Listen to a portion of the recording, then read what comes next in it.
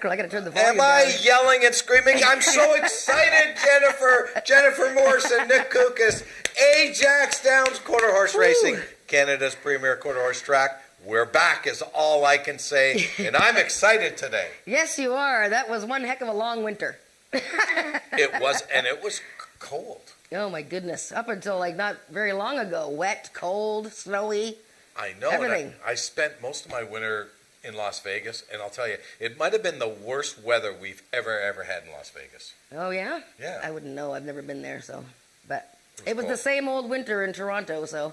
Or up Snow? in Brampton. Lots of snow, all the good stuff. But, yeah, did a lot of watching of horse racing down south. But, man, is it great to be back. And what a day we have today weather-wise, Nick. Holy mackerel. It's fantastic. 22 degrees and sunny. Yeah, and track fast, a little bit of wind.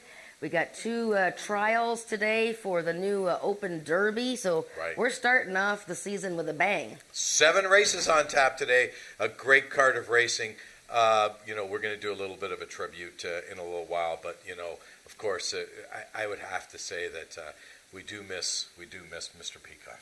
Yes, unfortunately, on the day of the awards ceremony in February, Mr. Peacock passed away, Norman Peacock, so...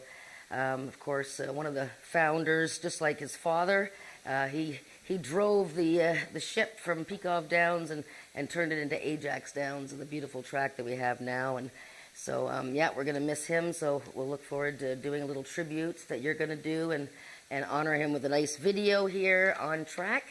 And of course, he graces the program as well. So he does, just as a little boy on a horse with his father looking on. I can't say enough about the man. One of the greatest men I've ever been around in my life is really what I can say, and I know he's looking down today on opening day here at Ajax Downs. And we'll dedicate the card to him for sure. Race number 1, Let's a maiden go. event. These are 3-year-olds and up, 220 yards. The distance.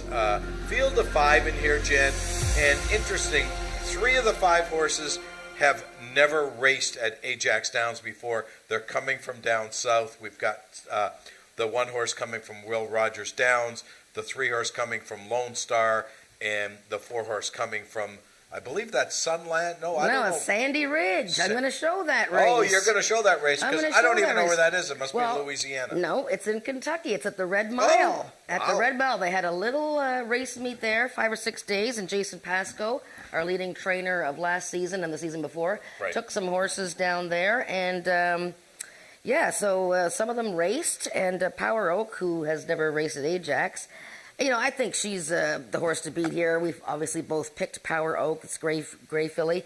But let's look at her race from Sandy Ridge. It was her first race since December, her first race for Jason Pascoe, and she's a gray filly. You can't miss her here.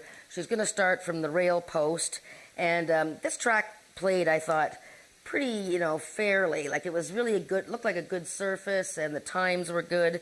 And, she broke well. Well, she broke a little bit awkwardly, as you'll see from our replay here. So what number is she? She's the gray horse, the 1 horse on the inside. Oh, okay. But yeah, she broke a little awkwardly, but ran very well. JB Botello was aboard, and of course JB is with us today. Here she is here, okay. See, a little bit crooked out of the gate. Right. And her first start, like I said, since December, and I thought this was a pretty super effort for her first race at the new racetrack there. I mean, that track is brand new, so...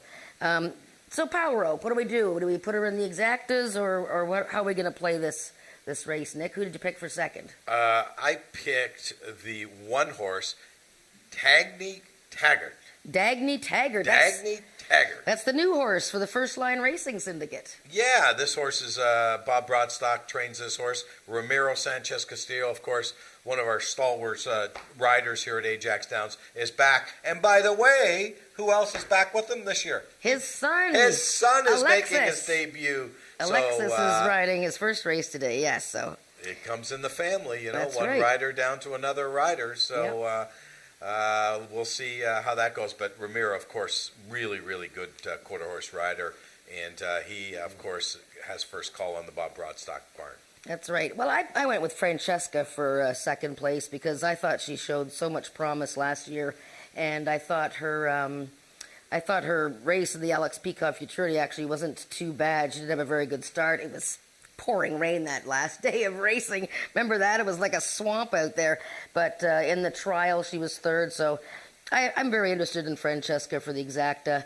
The other horse that you talked about that's new to the circuit here, Mia Havana, a good race, couple of good races. Good race first time out last May.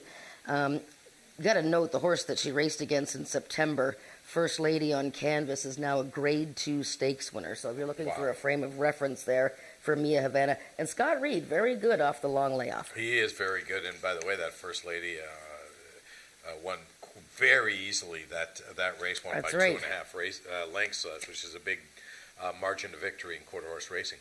Let's move on to race number 2, an allowance event. These are Ontario-bred 3-year-olds and up, which have never won 2 races, or Ontario sires, which have never won 3 races. We do have a field of 6 in here. And again, I think this is a competitive race, but I went with the 3-horse Bricks and Mortar, coming out of the Jason Pascal barn for owner and trainer Eric and Joyce Lettinen, who used to be trainers, but have passed that torch on to Jason. I changed my mind a few times in here. There's some really neat horses in this race. Some of them newly turned 3-year-olds. But Bricks and Mortar raced against older horses last year as a 3-year-old and raced in open company. So he was racing against multiple winners the last time he was seen, October 19th.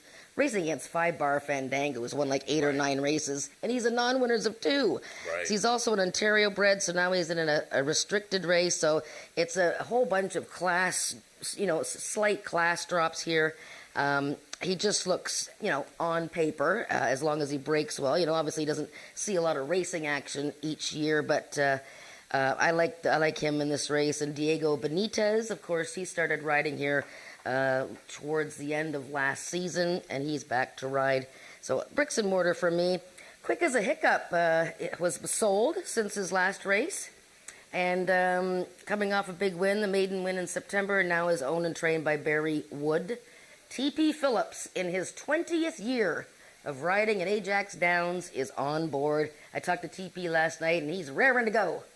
Yeah, I just talked to him before I got here, and he's a little upset right now because he's a big Man U fan and they suck. Oh, okay. So as long as we're not talking about the Leafs. Yeah, okay. And I think what bothers him even more than they suck is Man City's really good, so that's like a double whammy to him because they hate each other. The Man City group and the Man U group. So. Oh dear. So he's he's a little depressed. Oh dear. Oh, I'm sure as soon as he wins a race today, he'll be fine. Okay. And, of course, the 2-horse I do want to mention, Raptor. Oh, that's me. There's an alert going on. And mine. Uh-oh. Sorry, guys. We've got alerts going on. Horse Raptor, of course, is an interesting horse. This horse has run 20 times with 2 victories. Last year, 1 of 12, but 9 times out of 12 in the money. So if you're playing an exotic in here, an exactor try, and I say you pick the horse for second, and I picked the horse. I picked the horse for second. You picked the horse for third. This is a great ticket horse. So it's a great horse. And you know what? It's interesting. He did win. He only won once last year, but it was first time out when he was fresh. So that's what you're gonna have to look for with some of these older horses racing. Is how did they run off the layoff last spring? Very important. Let's move on to race number 3. The first of our 2 Derby trials on the books today. This is an open Derby trial, 300 yards of distance, a daily double, a pick 3, and the pick 5. So starts with race number 3. And I have to tell you, this race I found really difficult. It's a race that I think you have to go a little, you got to spread a little bit in here in a pick 5. I mean, unless you see a standout in here, we got a replay to show as well, but I went with a Shades of Cold, Mascara in the saddle, who rode this horse several times last year for Jason Pascal. That's the horse I like in here. Yeah, it's very wide open. I mean, a Shades of Cold was the High Point 2-year-old of last season, so a really good year, and I'm going to show his race. Actually, I'm going to show him and Snow Moose because they both were in the Alex Peacock Futurity. Now, of course, as I said, it poured rain on the last day of racing, so our most famous event, the Alex Peacock Memorial Futurity, was run in the slop. But let's take a look at Snow Moose, because he won his maiden in his final start in this Peacock Memorial Futurity, and it was quite a finish. Now, he's on the far outside here, Snow Moose, number 10. And, I don't think there was any better footing out there necessarily than the inside. Shades of Cold, he's just to his inside there. He's in the post 5. I'm not sure where he was the 4th. Okay. Yeah, so he was in the pink cap there. But Snow Moose getting up in the last jump. Wow.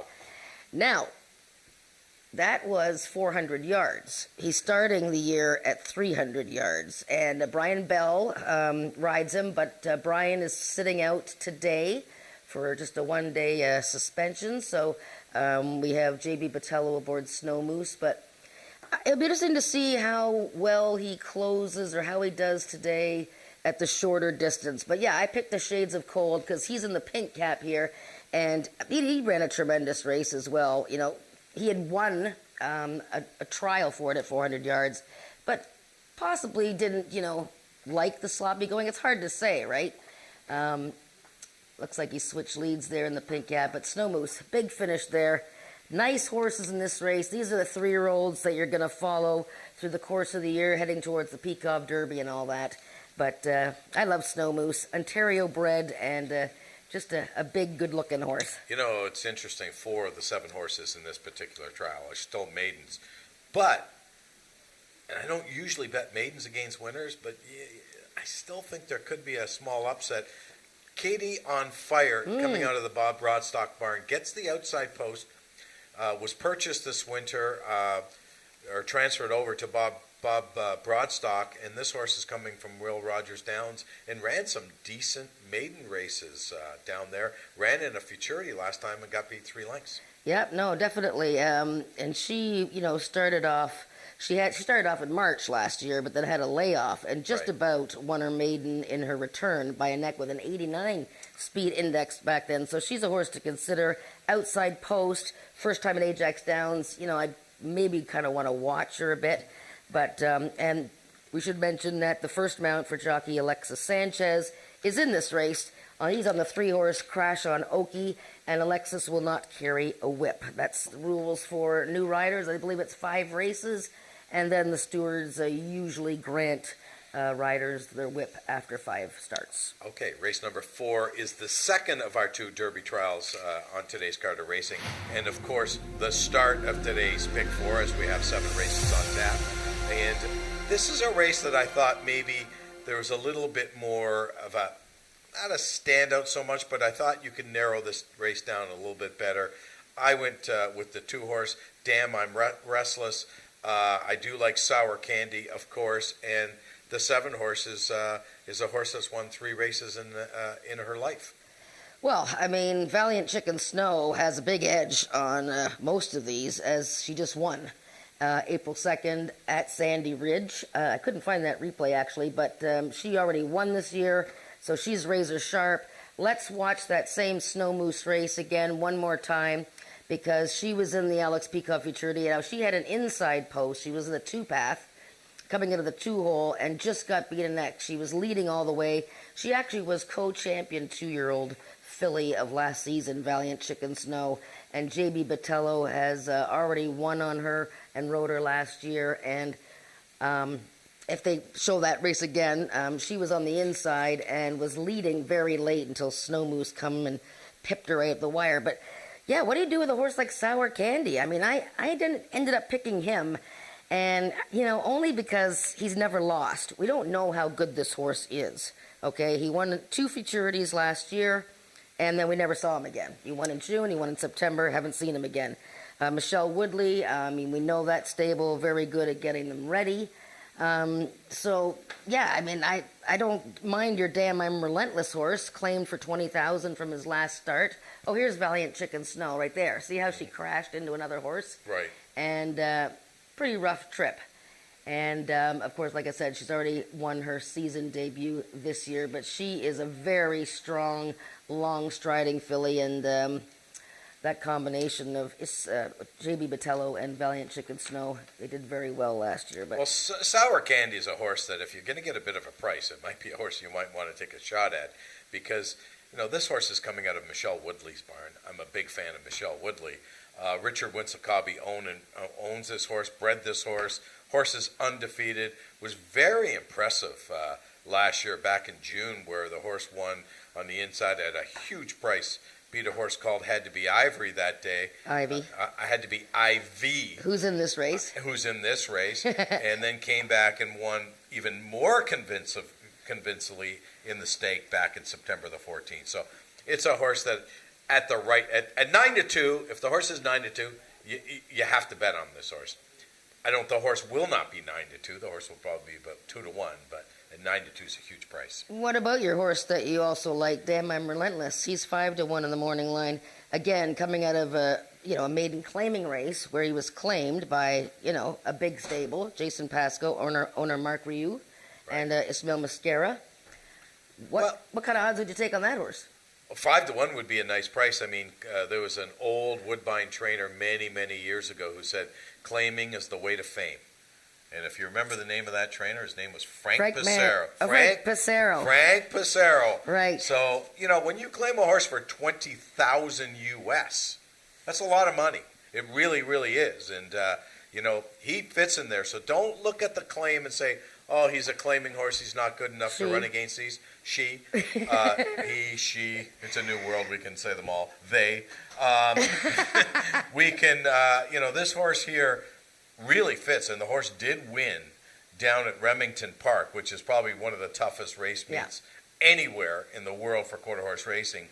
And 85, so the number's right. The horse is winter raced. The horse has got a lot going with the horse. And just as a note, the horse that she beat, Fancy Lash, who was second in the race, came right back to win her maiden with a 96 speed index. Well, there you go. So there's good frame of reference. There's three reasons why you want to jump on this one. Yeah.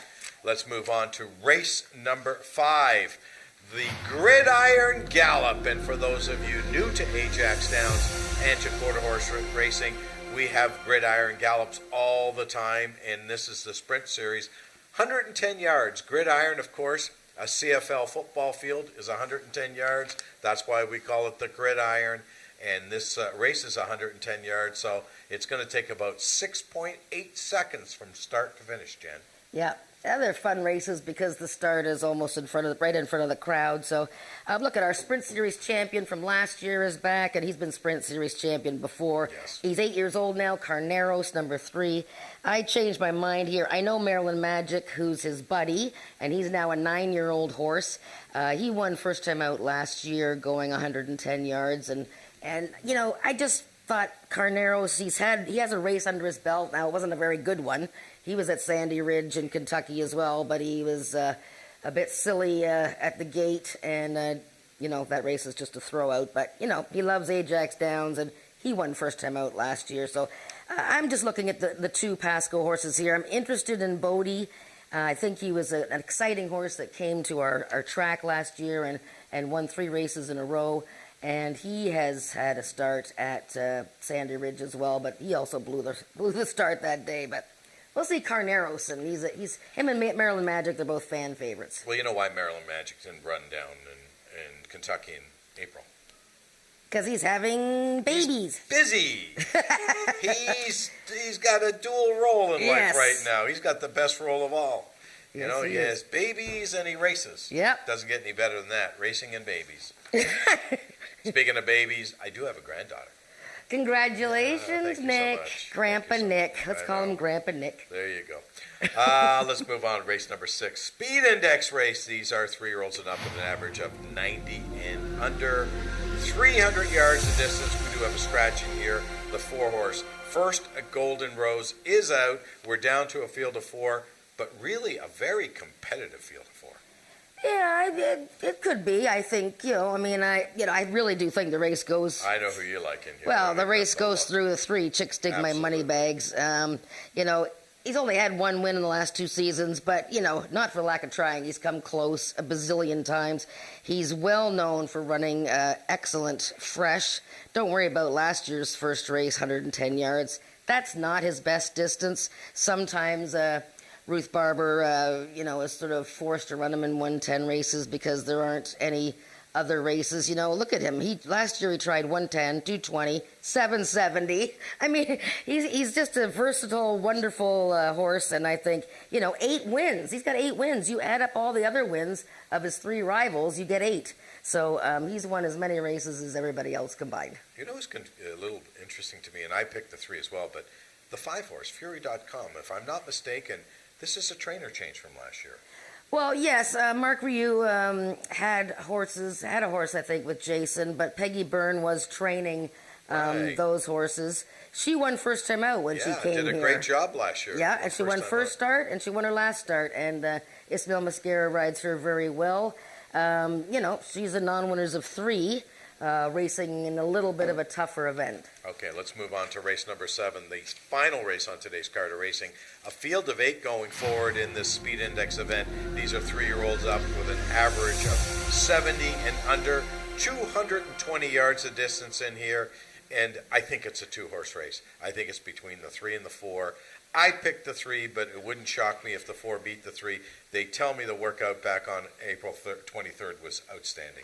On Aquatica. Yes. Yes. Well, that was very, very fast for that day. Obviously, the Bullet for 250 yards. So, yes, I picked her second. No, I can see where you'd like the Pasco horses in here. Aquatica put it all together and won her final start of last season and won quite decisively. So winter trained. She was at 3 Diamonds Training Center in Kentucky. So she's got all reasons to be razor sharp and long gone on these at 220 yards. But I went with Bodacious Tatas. You like the name. No, I mean, she ran super first time out last year.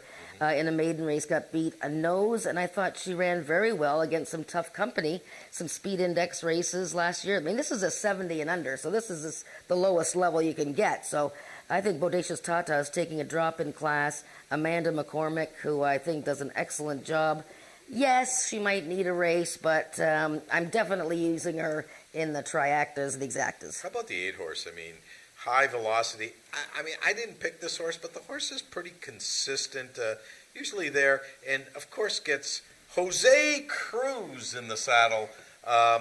He's back. He's back. He rode here in 2020. He's got a great name. You know Jose what? Cruz, that's yes. a great name. He's Jose cruising, Cruz. so he's back cruising.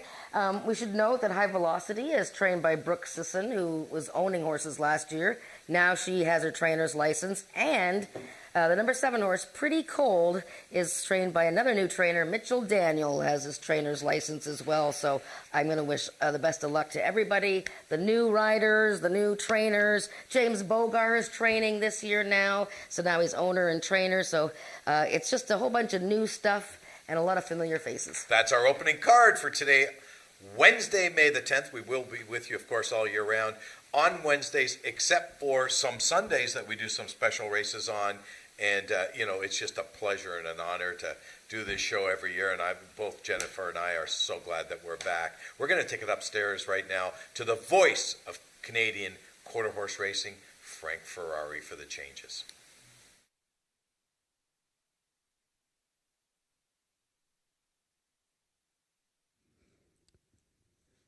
Ladies and gentlemen, good afternoon and welcome back for an exciting season of quarter horse racing for the 2023 season here at Ajax Downs. We start off with a 7-race program. I'd like to welcome also all the viewers streaming in from across the globe on a beautiful afternoon. If you can turn to your programs to race number 1, I will take you now through all of the changes and or corrections on our live card of racing.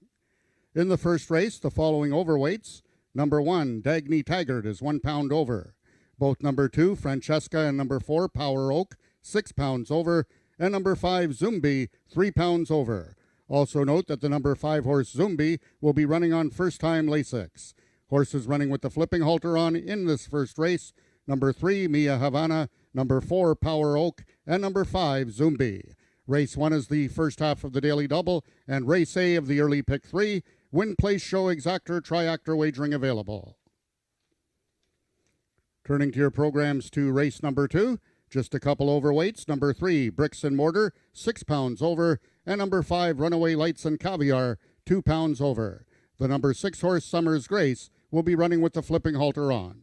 Race 2, the second half of the daily double, and also the start of another rolling pick 3. Also note that there will be superfecta wagering available on the second race. Race number 3 is the first of 2 trials of the QROOI Open Derby trial for 3-year-olds, and in that third race, we have the following overweights. Number 1, A Shades of Cold, 1 pound over. Number 2, Snow Moose, 6 pounds over. Number 5, Paradise Pearl, 6 pounds over.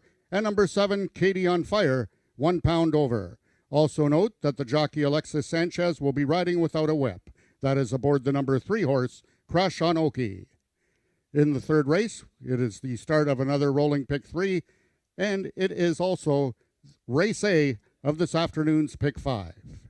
Racing with the flipping halter on, in the third race, we have the number 1, A Shades of Cold, number 4, One Fabulous Wave, and number 7, Katie on Fire. Race number 4 is the second half of the Open Derby trial for 3-year-olds, and in the fourth race, number 1, Maximize, will be 6 pounds over, as will be number 7, Valiant Chicken Snow, also 6 pounds over. The following horses 1 pound over are number 2, Damn I'm Relentless, and number 5, A Dream to Build a Kiss On. Also number 4, Chico Malo, 2 pounds over. Horses running with the flipping halter on in race 4 is the number 1 horse, Maximize. Race 4 is race A of the late pick 4. The fifth race, that's the QROOI Overnight Sprint Series number 1. $10,000 added for 3-year-olds and upward. The distance, 110 yards. That's the gridiron gallop, the size of a Canadian football field. And in that fifth race, the following overweights, both number 1, Maryland Magic, and number 3, Carneros, 6 pounds over. Number 4, Flybell Cartel, 1 pound over. Horses racing with the flipping halter on, both number 3, Carneros, and number 4, Flybell Cartel. Race 5 is the start of the late rolling pick 3. In the sixth race, we have our first scratch of the afternoon. It's a Stewart scratch. Scratch the number 4 horse, First Golden Rose. And the following overweights, number 1, Blue-Eyed Merlin, 6 pounds over. And both number 2, Miss Orient Express, and number 5, Fury.com, 1 pound over. Horses racing with the flipping halter on, both number 1, Blue-Eyed Merlin, and number 2, Miss Orient Express. Race 6 is the first half of the late daily double. That brings us to our 7th and final race of the afternoon. In that 7th race, the following overweights, both number 2, Tex Dynasty, and number 4, Aquatica, 6 pounds over. Both number 3, Magic's Dynasty, and number 6, Achilles TLC, 1 pound over. Number 7, Pretty Cold, 3 pounds over. Also note number 7, Pretty Cold, will be running on first-time Lasix. And number 8, High Velocity, 2 pounds over. Horses racing with the flipping halter on in the 7th race, number 4, Aquatica, number 6, Achilles TLC, and number 7, Pretty Cold. Those are the changes thus far in your program. Any further changes or corrections will be given to you before each race. Track conditions this afternoon are listed as fast. It's 20 degrees Celsius, 68 degrees Fahrenheit. We have a light wind of 13 kilometers an hour, 8 miles per hour from the northeast, so the horses will be running with a crosswind. Post time for race 1 is at 1:30 in 14 minutes.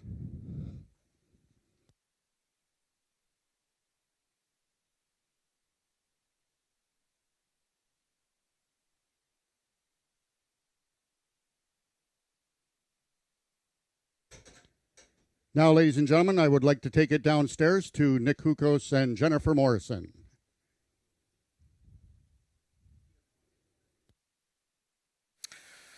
Family, community, philanthropy, and horses. These were some of the most important things to Norm Peikoff, a man determined to grow the sport and community he loved and bring it all to his hometown of Ajax. Taking the reins from his father Alex in 1952, Norman transformed his family farm, Ajax Downs, into a state-of-the-art quarter-horse track and facility known today as Ajax Downs.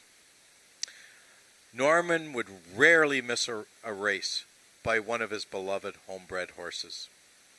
If he wasn't on the site at the track, he was watching them from his office at the tack shop. This year we lost one of the most founding fathers of quarter horse racing in Ontario and Canada. Norman Peikoff passed away with his family by his side on Saturday, February 18th, at the age of 86. Norman was a devoted husband, father, grandfather, and great-grandfather who always put others before himself. Norman Peikoff was also a straight-up businessman and horseman whose word was as good as gold, and his handshake was the binding contract. Norman considered himself simply as a farmer and a landowner, but for the thousands of people who work in the horse racing industry and in the Ajax community, they knew he was much more than that. Norman followed in his father's footsteps in more ways than just horses. He loved horses, but he loved people. He was widely known as an honest and trustworthy businessman and would take the time to chat to anyone. He always wanted to know about his horses and about what was going on at the track. He religiously read the program before each race day and always knew when his horses were running. He spent his later years, like his dad, in the tack shop, in his favorite chair, waiting to talk horses and business. Norman was quoted once to say, "Every day's fun." I love it. His enthusiasm for his family business always stayed true and infectious to everyone around him. Norman Peikoff will be remembered for his love of his family, horses, and his community. He saw himself as just a farmer, but we also see him as a force to be reckoned with. He will be missed by many and remembered by all that crossed his path. Today and always, Norm, we'll remember you. Norm Peikoff, a man that you just don't come across too often in your life. God bless you, Norm. Rest in peace. We love you.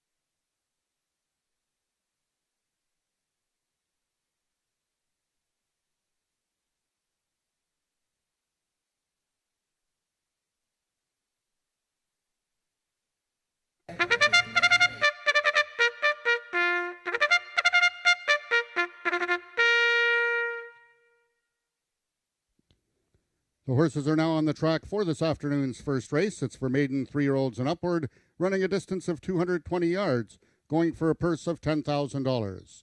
Number 1 is the First Line Racing Syndicate's Dagny Taggart, ridden today by jockey Ramiro Sanchez Castillo.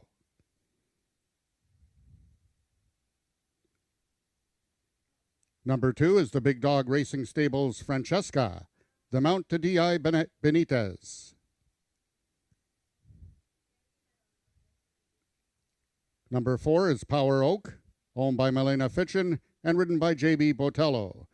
There is the number 3 horse, Mia Havana, owned by John Wilson, the mount to Carly Furlonger. And completing the field, number 5 is Zumbi, also owned by Milena Fitchin and ridden today by jockey Rachel Isaacs. That is your field for the first race, going a distance of 220 yards. 3 minutes till post time.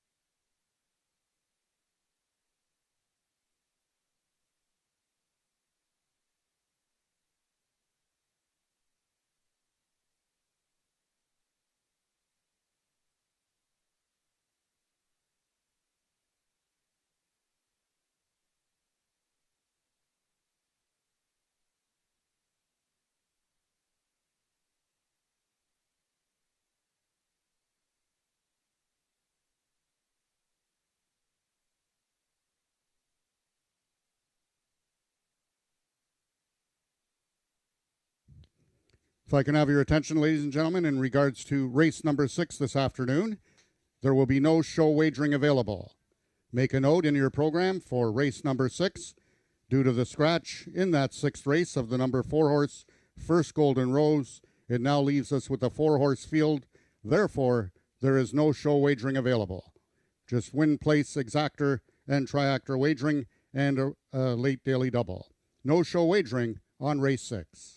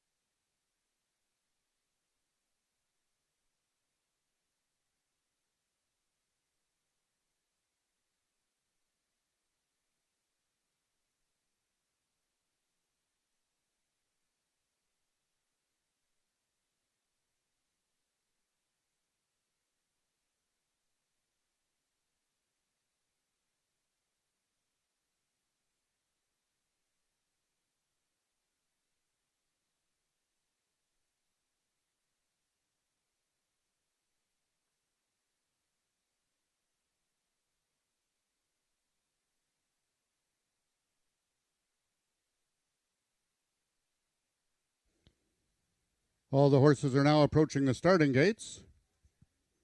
They'll be loading shortly.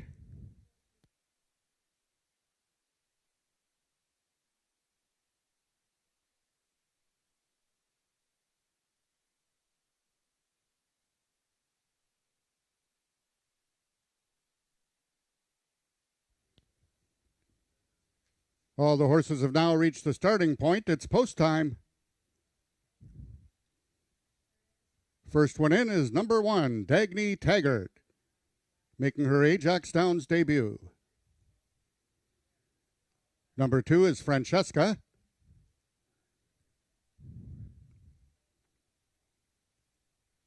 Number 3, Mia Havana, also making her Ajax Downs debut. 2 left to load. Number 4 is Power Oak, currently the post-time favorite at 7-5, also making her Ajax Downs debut. 1 of 2 in the field for Milena Fitchin and Jason Pasco. And the last one to load, number 5, Zumbi. The 2023 Ajax Quarter Horse season will be underway momentarily. They're at the post. And they're off. Out quickest from the outside is Power Oak. Between horses, Mia Havana. Along the fence, Francesca Dagny Taggart. It's Power Oak the gray by 3 parts of a length over Francesca. Power Oak wins it. Francesca was second, and Zumbi completes the triactor. Race 1 numbers unofficial, 4-2-5.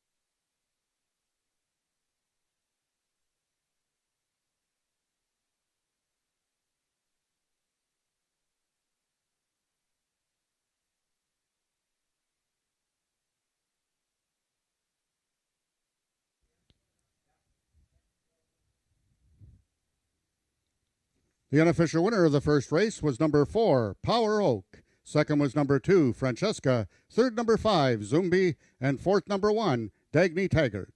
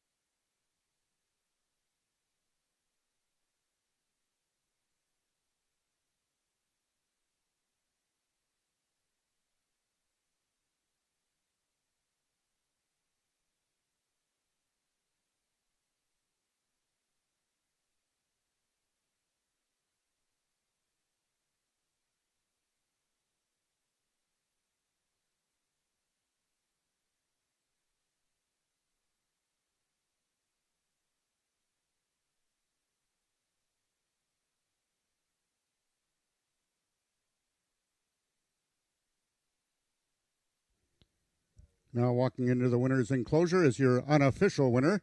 That's Power Oak. 3-year-old Gray Filly by the Thoroughbred Power Jam out of Wanna Tree Meat by Oak Tree Special, Folden, Louisiana by Live Oak Farms.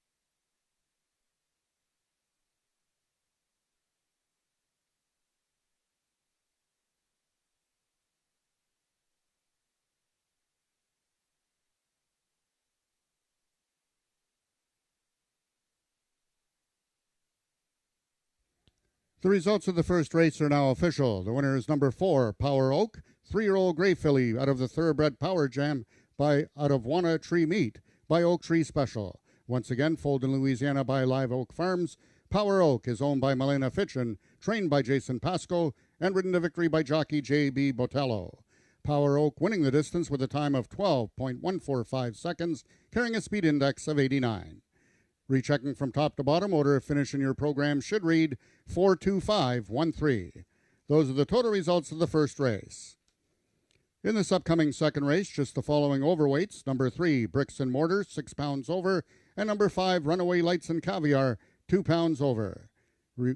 Reminder that race number 2 is the start of another daily double. We have rolling daily doubles throughout this afternoon's card of racing, as well as rolling pick 3s.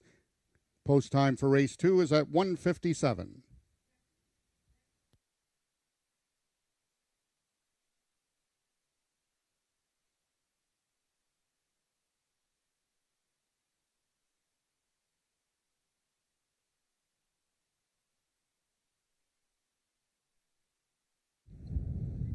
And our first winner of the season is Power Oak at even money. So everybody who plays the favorites is pretty happy with Power Oak, the Gray Filly, making her first start ever at Ajax Downs, having been bought by Milena Fitchin and trainer Jason Pasco.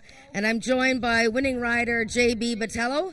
J.B., you rode this filly at Sandy Ridge in Kentucky, and she was a close fourth that day. Bit of an awkward start from the rail that day. Did you like your chances coming in this race? Oh yeah, I like this filly. The last time in Kentucky is a little broken outside, but this time is broken so good, and other time is broken in the front. So I only see the number 2 and number 5 behind me. So I think this is the best race. I think. And so does it ever get old for you? I know you do riding in the States, you ride in Alberta, and you ride here a lot now. Does it ever get old winning the first race of a new season? Do you like, I mean, how exciting is it winning the first race of a new season? Excited for winning for the open day. That's exciting. Yeah, the first race. Yeah. Especially the people are all betting on you, so they're all happy with you. So they're not going to call you names now. No, this is good. Good. Well, congratulations, J.B. Botello, and Botello. Congratulations to Milena and Jason Pasco. That's our race 1 opening day at Ajax Downs, and we got race 2 coming up in 19 minutes.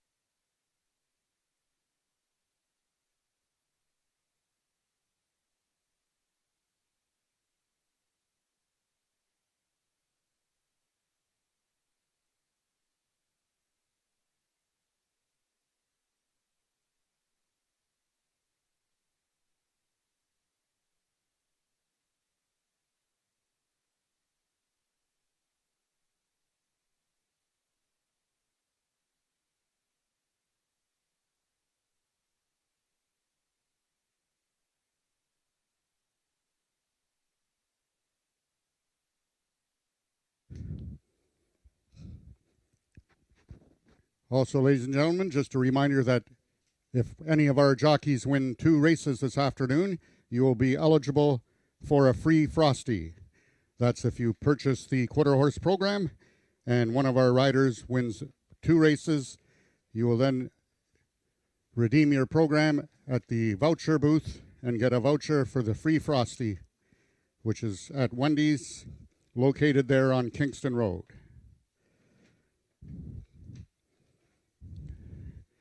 Also in the program, we have the $7.95 coupon for a Dave's single cheeseburger combo.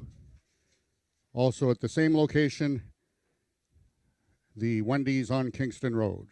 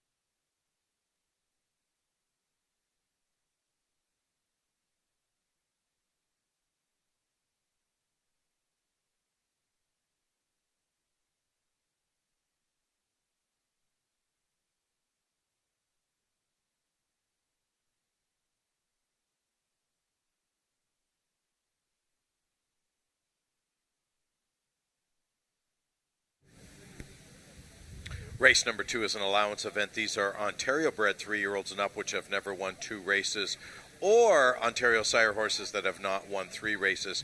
250 yards the distance in here, Jen, and right now the 4-horse Ruby Jess is 8-5, a bit of a surprise.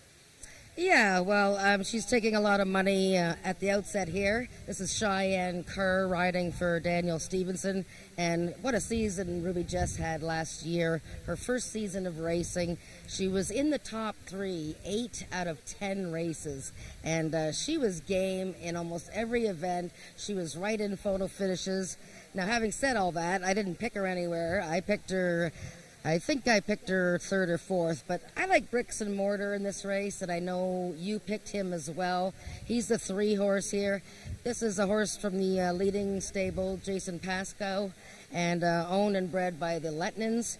This gelding raced against much, much tougher last fall. Now he's in an Ontario bred race and coming off the little layoff, but you know the horses are going to be ready from the stable. You look at the stats for Jason Pascoe with long layoff types, and he's got a 36%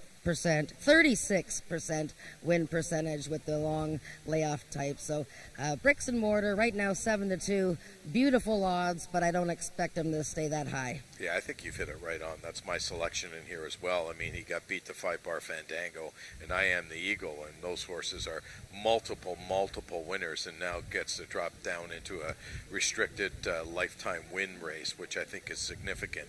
I do also like the 2-horse Raptor. Not sure if this horse likes to win, but certainly likes to hit the ticket. 20 lifetime starts, 2 wins, 6 seconds, 3/3, so 11 out of 20 in the money. And when we were talking earlier, Nick, on the Talking Quarters show, I love to look at horses' last year's records and see how they raced in their first start of the year. And this guy won his first start of last year. In fact, that was his only win of last year. And he's almost always in the picture. As you said, 9 in the money of 12 starts. A horse that definitely rates respect here. Bullet workout on April 19th here at Ajax Downs. Let's talk about another horse that you like in here, the one horse. Quick ASA Hiccup TP riding for Barry Wood. Quick as a Hiccup is making his first start for owner Barry Wood, who bought this horse off of the Michelle Woodley barn last season. And he ended last year on a high note with his maiden victory. It was quite an easy win. Eddie Walton riding at that time, and hopefully we'll see Eddie back this season soon. But T.P. Phillips, last year's leading rider, getting his mount on this Quick as a Hiccup. And I like the way this horse won last year. Good speed indexes, making a nice appearance here for Barry Wood. A horse that you and I didn't pick is the 6-horse Summer's Grace. This is a horse that's 7-5 right now. You know, I think at one time they thought very, very highly of this 5-year-old mare. She only raced twice last year, and interesting, she raced on May the 18th, didn't run till the end of the meet, October the 26th. So she must have had some issues. The question is she over the issues, which I'm going to assume she is, or Chantel wouldn't be bringing this mare back. You know, I don't know how good this horse is because I don't think she's ever been 100%. Well, she's a quirky filly, you know. The outset of her career back in 2021, you know, a little bit skittish and feisty. So it's just a matter of getting her head around racing. So, yeah, her first start of last year, brilliant effort. Just got beat, 89 speed index. And, you know, her next race was in October, and we had a torrential downpour that day. You can see her going around here in the walking ring. She's pretty much the only one that's really bouncing around, very on her toes. Wouldn't want to see her get any more feisty than that, and wouldn't want her to get sweaty or anything, but she looks sharp. There's no question about that. And the Cassandra Jeske and Chantel Bourgeois combination, always one partnership to pay attention to. As Jennifer says, this 6-year-old is feisty, just like her owner-trainer. That's our field for race number 2 coming up in 7 minutes.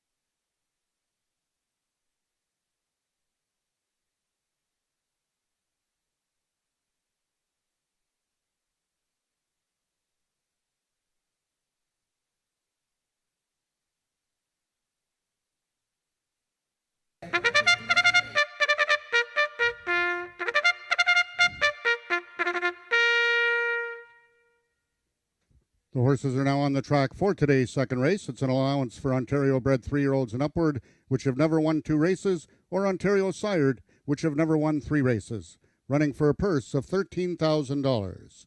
Number 1, Quick as a Hiccup. owned by Barry Wood, the mount to Tony Phillips. Number 2 is Raptor, owned by the partnership of Scott Reed and Colleen McCracken, and ridden today by jockey Carly Furlonger. Number 3 is Bricks and Mortar, owned by the partnership of Eric and Joyce Lettinen, D.I. Benitez in the saddle. Number 4 is Dan Stevenson's Ruby Jess, the mount to Cheyenne Kerr. Number 5 is Runaway Lights and Caviar, owned by James Bogar and ridden today by jockey Jose Cruz. And completing the field, number 6 is Summer's Grace, owned by Chantal Bourgeois, the mount to Cassandra Jeske. That is your field for the second race, going a distance of 250 yards. Just 2 minutes till post time.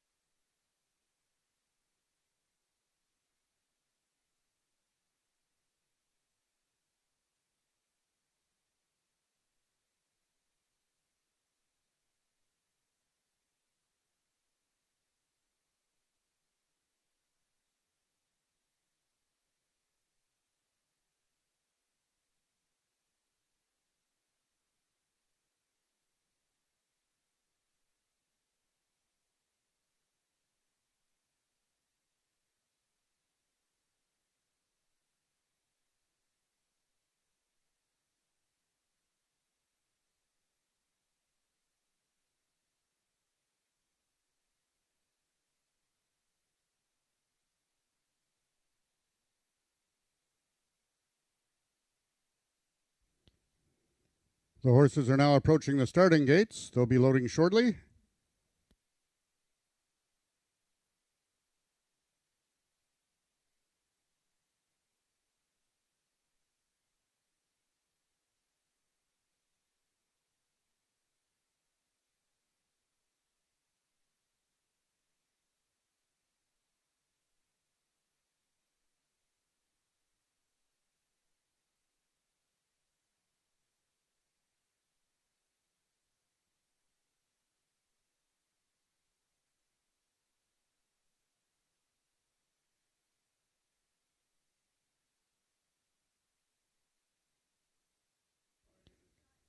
All the horses have now reached the starting point. It's post time.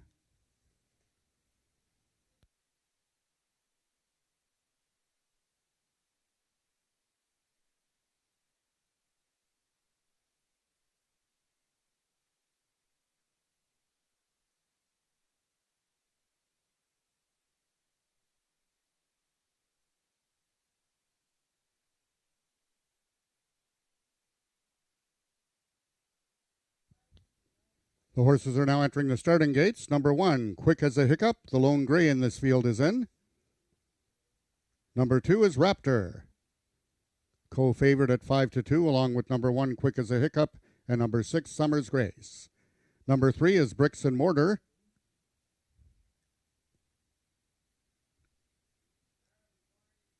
Number 4, Ruby Jess. Rider Cheyenne Kerr, her only mount of the afternoon. Number 5 is Runaway Lights and Caviar at 5-1. And 6, Summer's Grace, lone mount of the afternoon for Cassandra Jeske. The gate is open on the number 3 horse, Bricks and Mortar. The gate crew will attend to shut that stall, and we will be underway momentarily. They're at the post.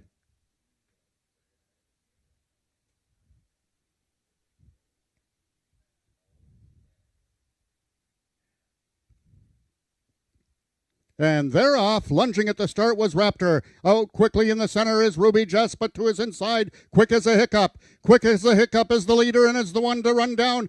Ruby Jess trying desperately to get up there, but Quick as a Hiccup wires the field. Ruby Jess was second, and Summer's Grace will complete the triactor. Race 2 numbers unofficial, 146.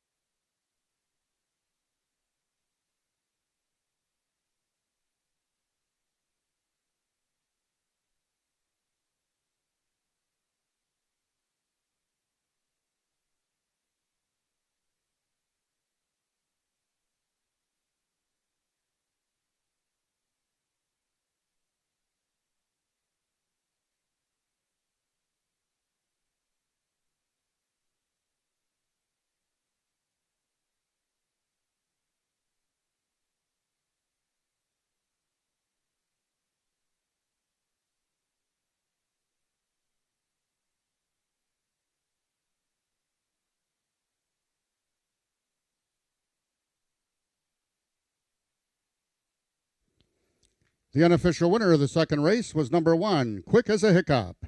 In the place photo, number 4, Ruby Jess finished second, with number 6, Summer's Grace finishing third. Fourth was number 5, Runaway Lights and Caviar.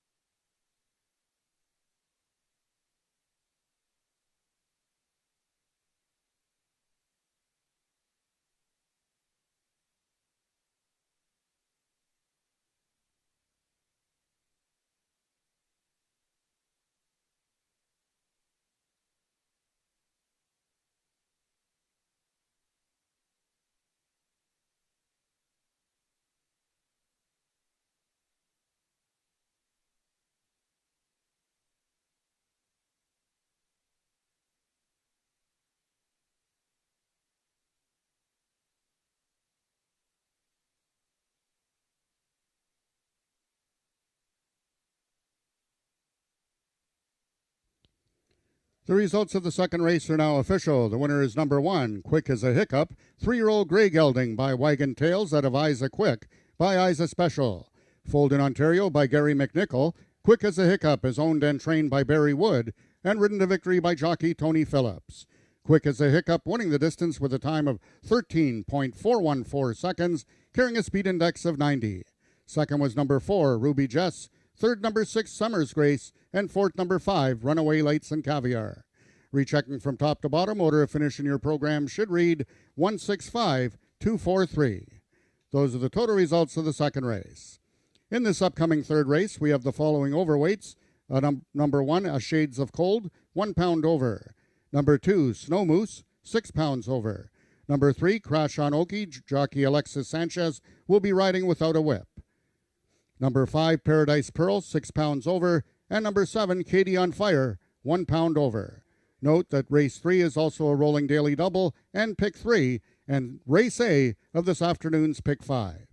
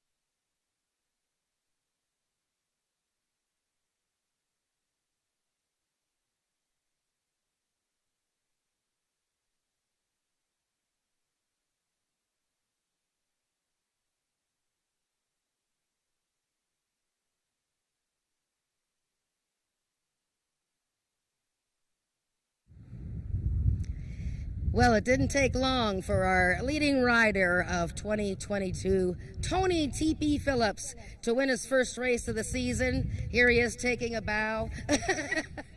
He's won the second race aboard Barry Woods' is Quick as a Hiccup, with 3 C's in the spelling of that, by the way, and that's an Ontario-bred Grey Gelding, bred by Gary McNichol, by Wagon Tails.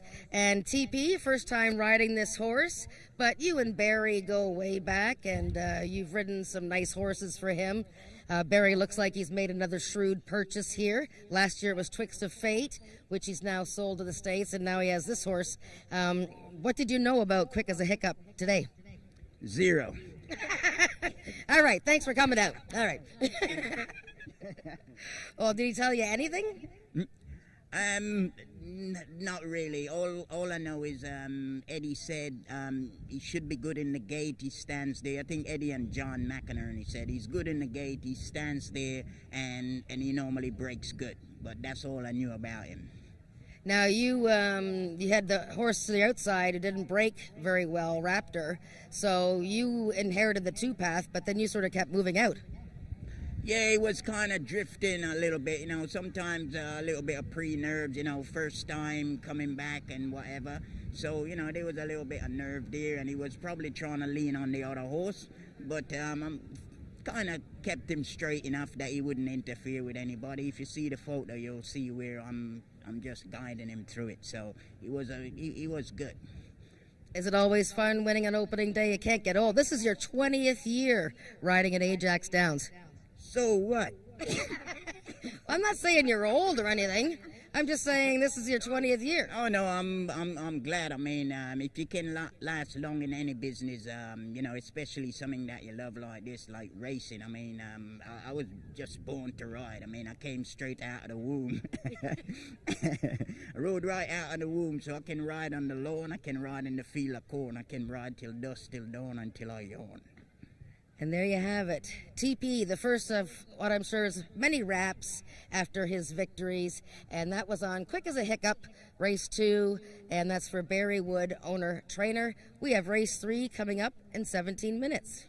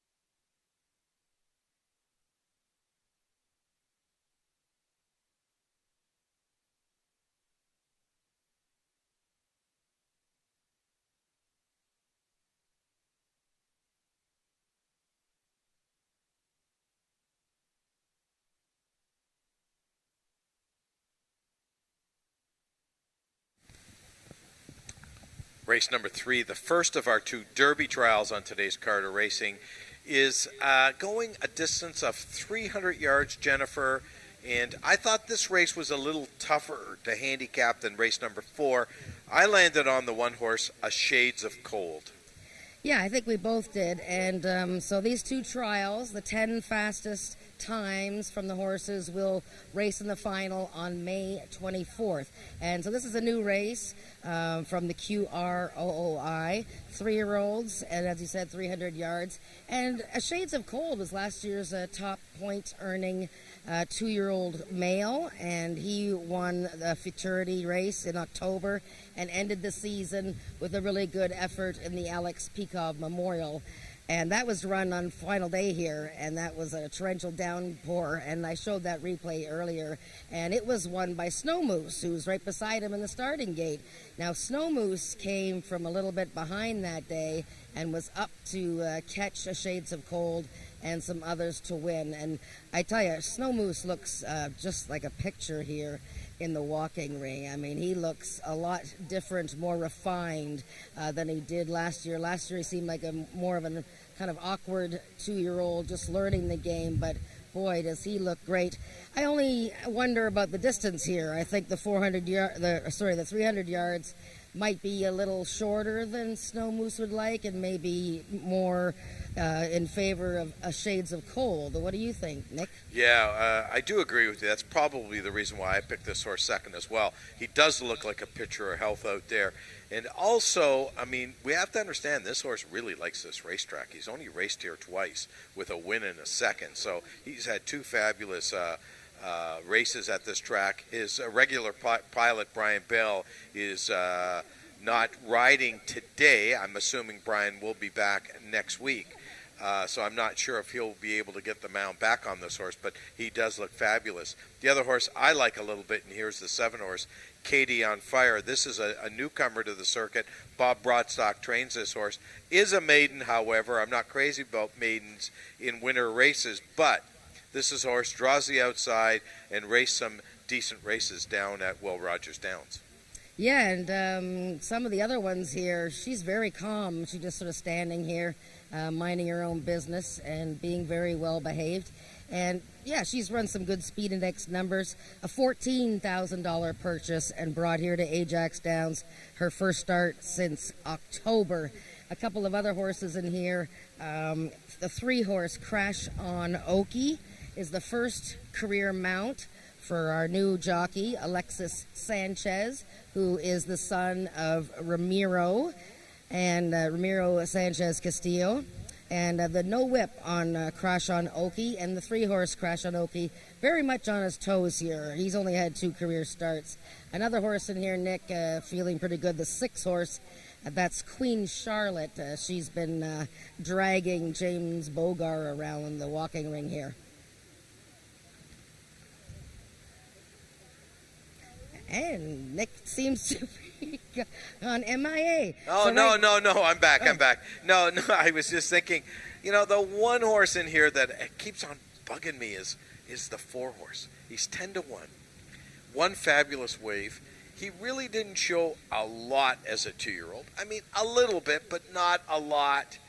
But you know what? He comes out of that barn that just does so very, very well with 3-year-olds. Oh, yeah. Well, One Fabulous Wave, he's a maiden, but yeah, I picked him second. I thought he had some tremendous efforts. 4th in one of the futurities where Shades of Cold was 2nd. He had a lot of races where you could tell he was just learning the game. He had some stumblings. He broke slowly. This horse is one of those vintage Bryn Robertson horses where he molds them. They show promise at 2, and then they excel as 3-year-olds. And we're going to see another one in the next trial for the Open Derby, and the next race had to be Ivy. So definitely the 4 I would use in your exotics. 10-1. It's appealing. I didn't pick the horse, but the more and more I look, and Josh Scott, he can get one out of the gate. And this one, as you said, has had some issues breaking from the gate. It gets away a little slowly, stumbles at the start.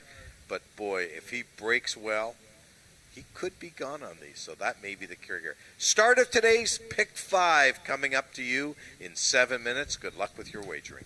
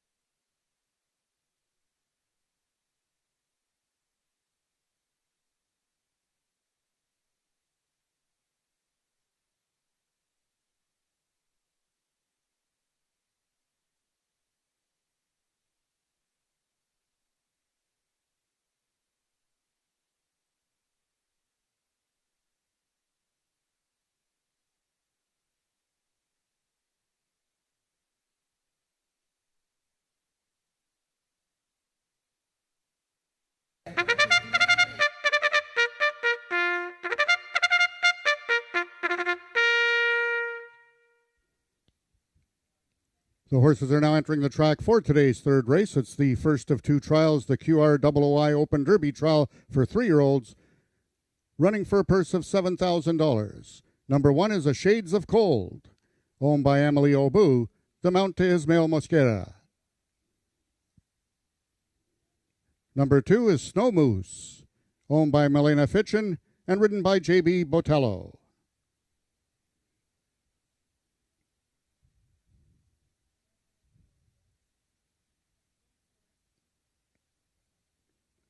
Number 4 is One Fabulous Wave, owned by the partnership of Carol and Jamie Robertson, the mount to Josh Scott.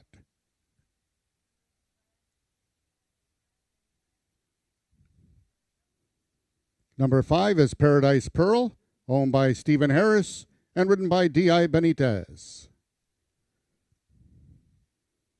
Number 6 is Queen Charlotte, owned by James Bogar and ridden by Tony Phillips.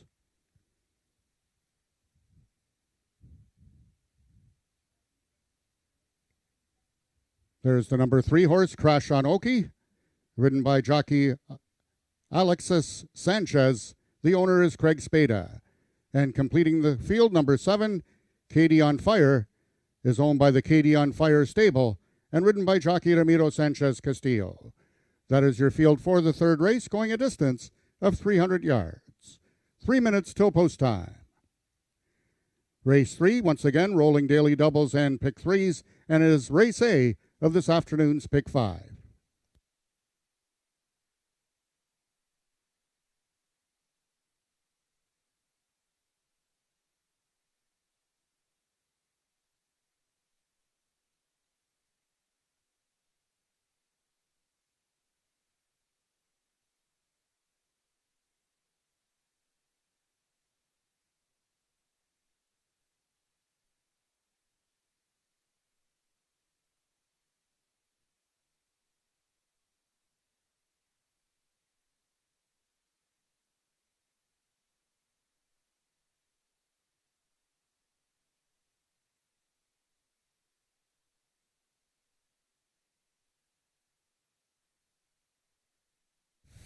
Race number 3 coming up in 2 minutes, the first of our 2 Derby trials on today's card.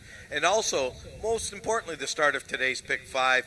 We've got our Railbird down there, Jennifer. Jennifer, what say you? Who looked good out on the racetrack today?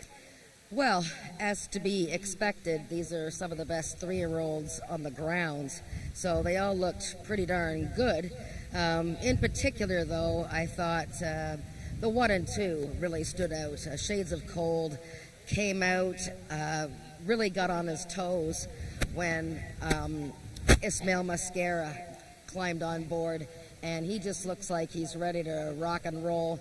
Snow Moose looks very well, not quite as feisty. And I thought the 7 horse, who's actually taking most of the money right now, 2-1 favorite, she's really looking like she's ready to just pop out of there. So they all look well, but I think the 1 horse gets the slight night nod for me. I'm dying to know on the 3 horse, Crash on OK. Alexis Sanchez, a little nervous? Oh, I'm sure he is. And that horse is quite feisty. He's only had a couple starts in his life, so he's very much on his toes. But this will be fun for Alexis. And his dad, I'm sure, is very proud that his son is now a jockey. That's the view from the rail from Jennifer. Race is coming off in 1 minute. Don't forget, start of today's Pick 5.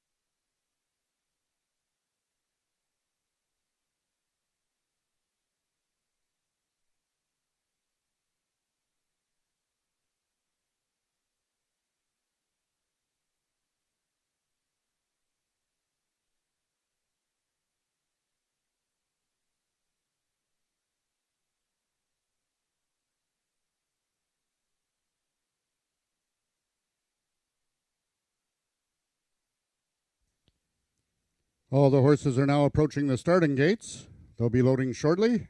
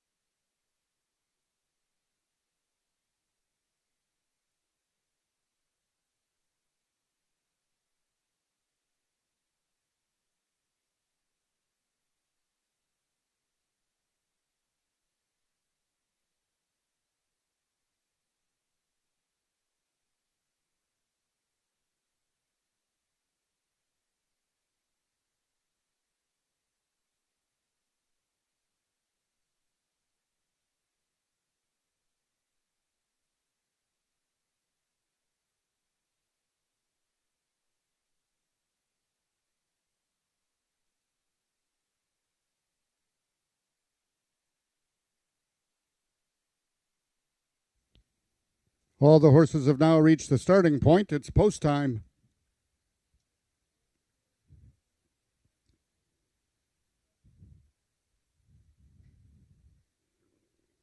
First horse loading, number 1 is Shades of Cold, one of 3 in this field for Jason Pascoe. Ismail Mosquera making his 2023 riding debut. Number 2 is Snow Moose, trying to give JB Botello his second win of the afternoon. 3 is Crash on Oki. Jockey Alexis Sanchez making his riding debut. Number 4, One Fabulous Wave, currently 10-1 on the board. For the connections, Bryn Robertson, for Carol and Jamie Robertson, ridden by jockey Josh Scott. Number 5 is Paradise Pearl, also trained by Jason Pascoe, the mount to D.I. Benitez. 6 is Queen Charlotte, for James Bogar and Tony Phillips aboard, trying to win back-to-back races. And the last one to load will be number 7, Katie on Fire, making her Ajax Downs debut.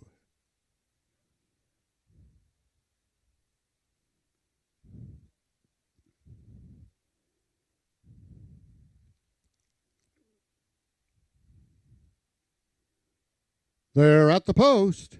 And they're off, getting out quickly with Snow Moose. Right alongside is Crash on Oki, and along the rail is a Shades of Cold. A Shades of Cold, Crash on Oki, very game between horses. Snow Moose, late run from both One Fabulous Wave and Katie on Fire. They're all there at the finish. Picture time. It looks like One Fabulous Wave gets up in the win photograph.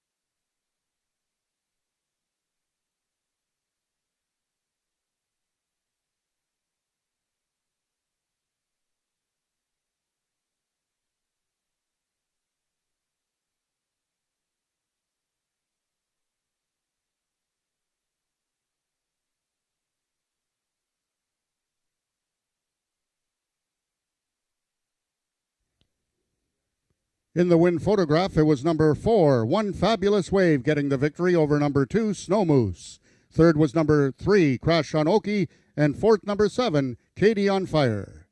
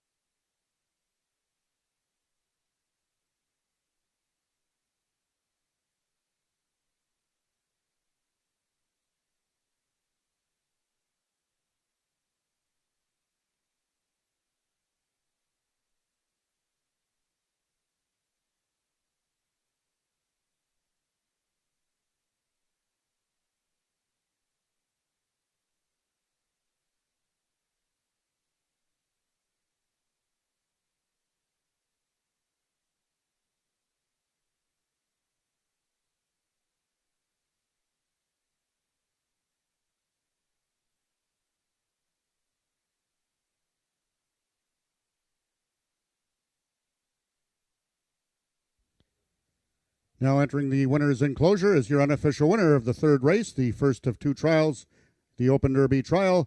One Fabulous Wave, winning at 12-1. A good start for the connections. Carol and Jamie and Bryn Robertson and jockey Josh Scott. The race now is official. The winner is number 4, One Fabulous Wave. 3-year-old Bay Gelding by One Fabulous Eagle at a Volcom's Wave by Volcom. Foaled in Ontario by M. Vaughn and Jill Cook. One Fabulous Wave is owned by the partnership of Carol and Jamie Robertson, trained by Bryn Robertson, and ridden to victory by jockey Josh Scott. One Fabulous Wave winning the distance with a time of 15.494 seconds, carrying a speed index of 93. Second, number 2, Snow Moose. Third, number 3, Crash on Oki. And fourth, number 7, Katie on Fire. Rechecking from top to bottom, order of finish in your program should read 523-1764. Those are the total results of the third race. In this upcoming fourth race, just the following overweights. Number 1, Maximize, and number 7, Valiant Chicken Snow, are 6 pounds over. Number 2, Damn I'm Relentless, and number 5, A Dream to Build a Kiss On, 1 pound over, and number 4, Chico Malo, 2 pounds over. Race 4, once again, Rolling Daily Double and Rolling Pick 3, and Race A of the late Pick 4.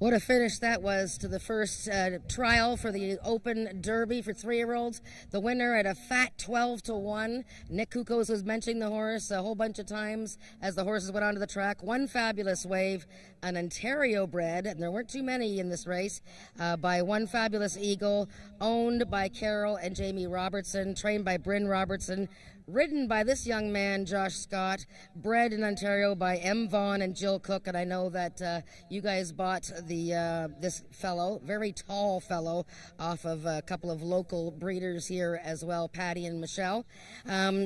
Josh, I'm going to ask you first. One Fabulous Wave was a maiden in this race, meant that he hadn't won a race yet, meeting some pretty tough 2-year-olds, including the winner of the Alex Peacock Memorial. But you rode this horse a couple times last year. What did you think of his chances?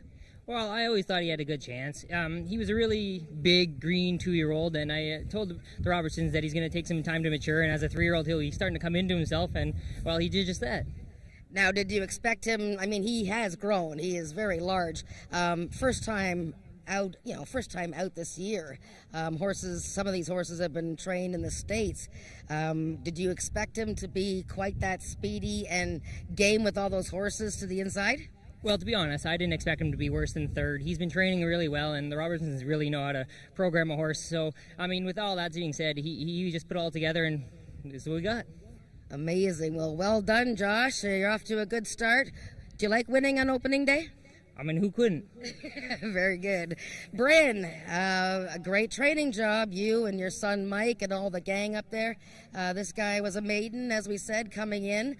But, you got to run somewhere, and if you want to qualify for the final, you got to run in the trial. Did you expect him to win? No, I thought he might get into third or fourth because he did, when I had him here on exercise day, he ran pretty well.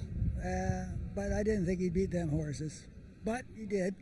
Yeah, I mean, incredible. And so now you got to watch the second trial and see what your competition's going to be. I mean, that was a pretty close finish, your horse there with Snow Moose and all them, eh? Yeah, it was very close. I was quite surprised. He got out there pretty good, and he just come up at the last and kind of nipped them.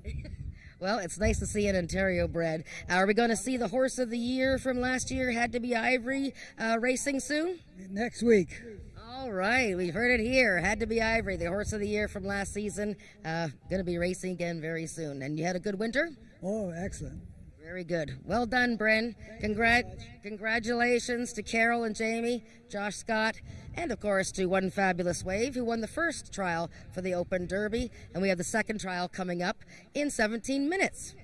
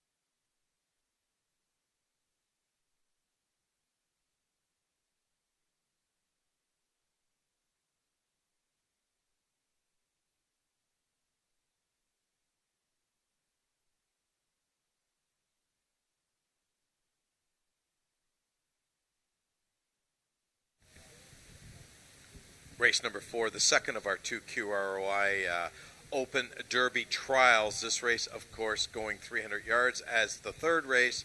This race here, Jennifer, we got an even money shot right now on the board. Valiant Chick in Snow. Was that hard for you to read? It is. I hope you got rich off of that last race, touting that. I know. I touted the winner. Yeah. So Yeah. it's kind of nice, but it's too bad I found this horse late. I mean, because I think on my wanna bets I bet another horse, but I know, kind of feels bad, but whatever. I mean, 12-1, nice start to the pick 5. That's for sure. Well, this is the start of the pick 4, and I think a lot of people will be gravitating towards the bottom horse here, Valiant Chicken Snow. She just missed winning the Alex Speak of Memorial Futurity in the slop last fall. She won 2 races during the season and was co-champion point-earning 2-year-old filly. And add to all of that, she's already raced this year. She raced on April 2nd at Sandy Ridge in Kentucky, and she was a winner there with a J.B. Botello riding. So there she is on your screen, Valiant Chicken Snow. 3 wins already in 9 starts, and definitely going to be the favorite here. But we also like another horse, don't we, Nick? We like the 2-horse Damn I'm Restless, and we also like Sour Candy. So these are the 2 horses that I think we need to take a look at. Let's first look at the 2-horse Damn I'm Restless. Ismael Mascara rides this one. He's already had a winner on today's card. This horse was claimed back on April the 8th for $20,000 at Remington Park. That's $20,000 US. So, very, very legit horse in here, this filly. Yes, Damn I'm Relentless, claimed by Mark Ryu for trainer Jason Pascoe.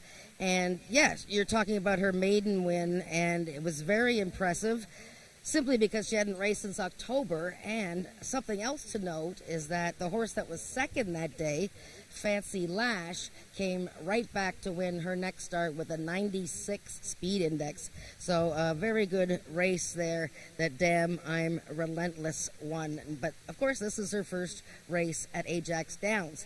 Now the 6-horse Sour Candy, he is unbeaten in 2 starts at Ajax. Showed all kinds of promise, winning Futurity in his career debut last June for Richard Winsacopy and Michelle Woodley. We didn't see him again until September, where he came out and won another Futurity, defeating Shades of Cold, who was just in the previous Derby trial. And look at him. He's looking very sharp there with Michelle Woodley. We're just going to watch him. But he's on his toes, Sour Candy. Oh, he looks like he's ready to run today, that's for sure. Let's talk about some other horses in this race. Some bit of long shots in here. The 1-horse Maximize is currently on the board at 9-1, another Jason Pascoe horse. Yes, and great record as a 2-year-old. This is an Ontario bred for Belinda Taggart, and he was in the money 5 times of 7 starts. Finished a very good 3rd in the Alex Speak of Memorial behind Snow Moose. Of course, we just saw him just miss in the first trial. So Maximize, who has run well from the rail post as well, has Diego Benitez riding. Okay, the 3-horse Had to Be Ivory, also coming out of the Bryn Robinson barn. This 3-year-old filly is a stablemate of One Fabulous Wave. Yes, so I was just talking to Bryn Robertson, and this gal is a handful. There's no question about it. She's a full sister to Horse of the Year, Had to Be Ivory, and she was a maiden winner last year. But she is, she's a handful. A little bit hard to handle. They had a team there just getting the saddle on her. But Mike Robertson seems to have her now. But just watch her because she gets quite feisty heading out onto the track. You're going to want to watch her heading to the post because she seems to be bossing him around pretty good now. Oh, she's the boss in there, that's for sure. 4-horse Chico Malo and the 5-horse A Dream to Build a Kiss On. Well, James Bogar bred, and he owns and trains Chico Malo, who showed some promise last year. Very nice breeding on this bay gelding. Still learning the game, I think. He has the 1 workout there, and Jose Cruz riding. A Dream to Build a Kiss On has Brandon Boulanger riding, and he rode this horse in the Ontario Sires Futurity last year, where they finished a close fourth. And this horse trained in Louisiana over the winter. Recently had a workout April 1st at the Folsom Training Center in Louisiana. And should note that Angel Carter also racing a thoroughbred at Woodbine on Friday. There you go. That's our field for race number 4. Both Jen and I will be with you for the run-up into this race, the start of today's Pick 4.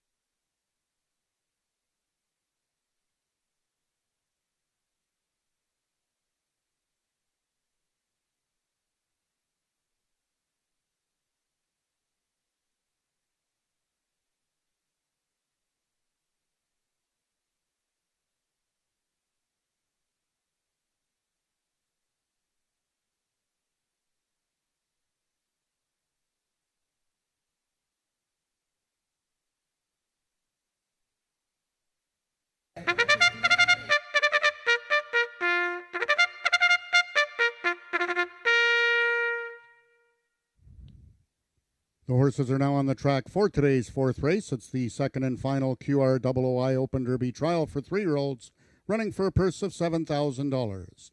Number 1, Maximize, owned by Belinda Taggart and ridden by D.I. Benitez. Number 2 is Damn I'm Relentless, owned by Mark Ryu, Ismail Mosquera in the saddle.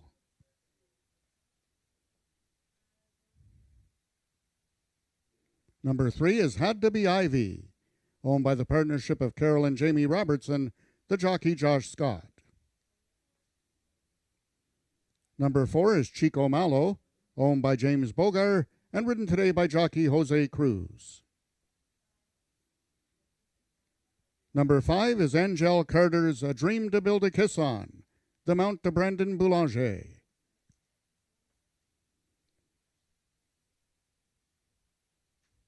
Number 6 is Sour Candy, owned by Richard Winsakabi and ridden today by jockey Tony Phillips. And number 7 is Valiant Chicken Snow, owned by Melina Fitchin, the mount to J.B. Botello. That is your field for the 4th race, going a distance of 300 yards. Just 2 minutes till post time. Race 4 is Race A of the late Pick 4.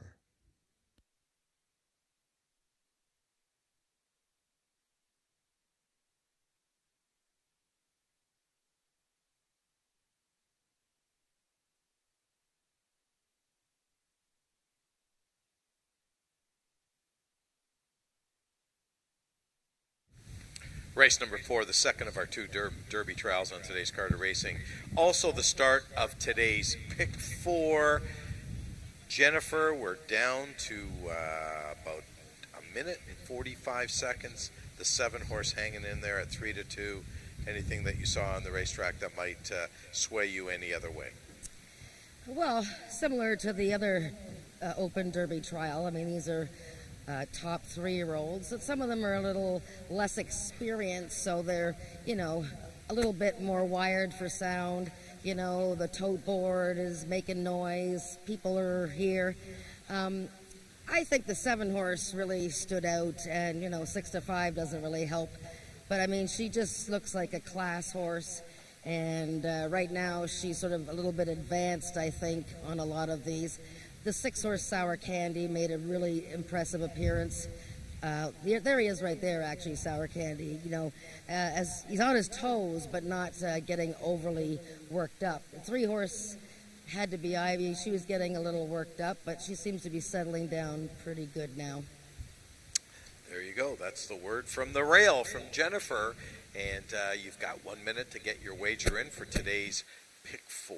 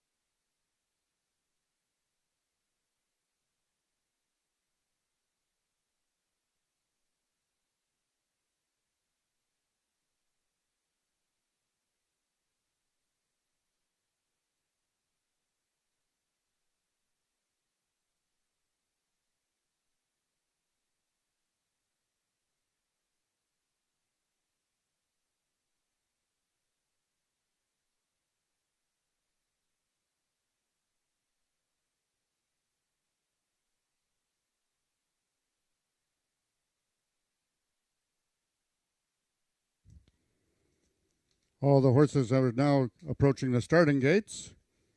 They'll be loading shortly.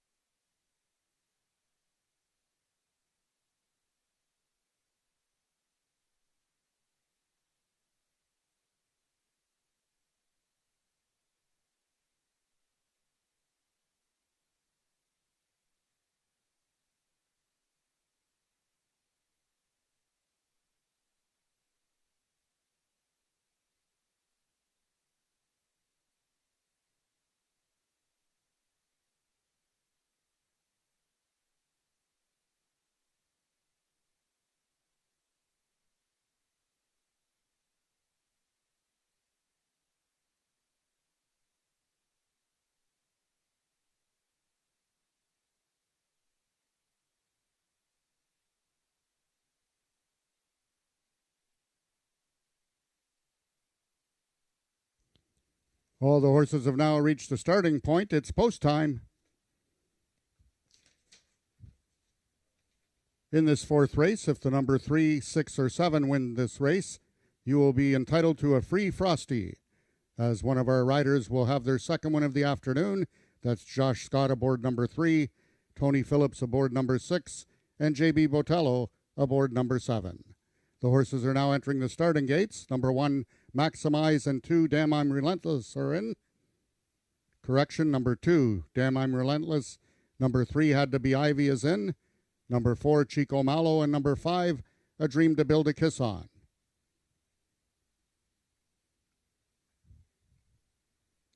Six is Sour Candy, 2 left to load. The 7 on the outside is Valiant Chicken Snow, and the 1 on the rail is Maximize. Second and final trial of the Open Derby trial. They're at the post.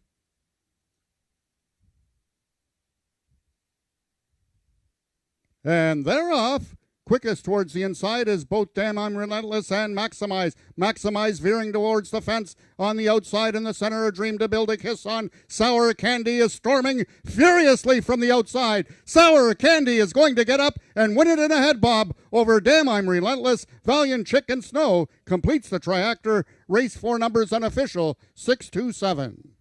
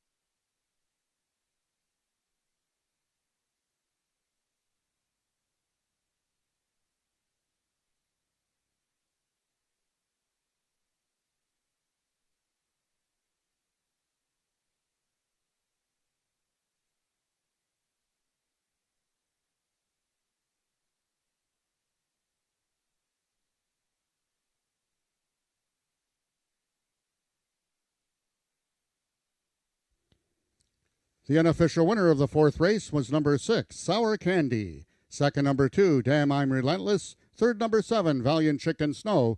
And fourth, number 5, A Dream to Build a Kiss On.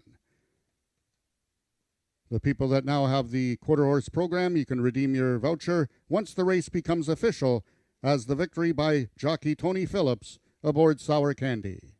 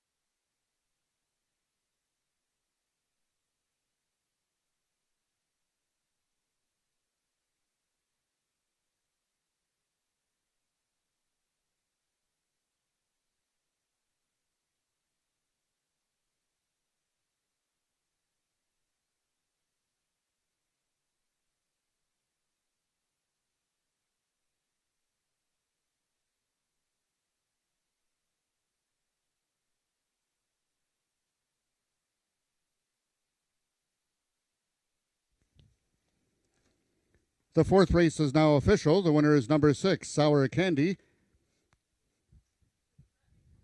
3-year-old Chestnut Gelding by Jess Good Candy out of Tater to the Top by Trace Hayes.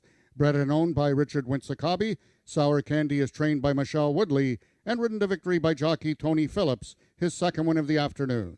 Sour Candy winning the distance with a time of 15.539 seconds, carrying a speed index of 91. Second, number 2, Damn I'm Relentless. Third, number 7, Valiant Chicken Snow. And fourth, number 5, A Dream to Build a Kiss On. Rechecking from top to bottom, order of finish in your program should read 527-6413. Those are the total results of the fourth race. In this upcoming fifth race, the following overweights, both number 1, Maryland Magic, and number 3, Carneros, 6 pounds over. And number 4, Fly Bell Cartel, 1 pound over. Race 5 is once again a rolling daily double, and the start of the late pick 3.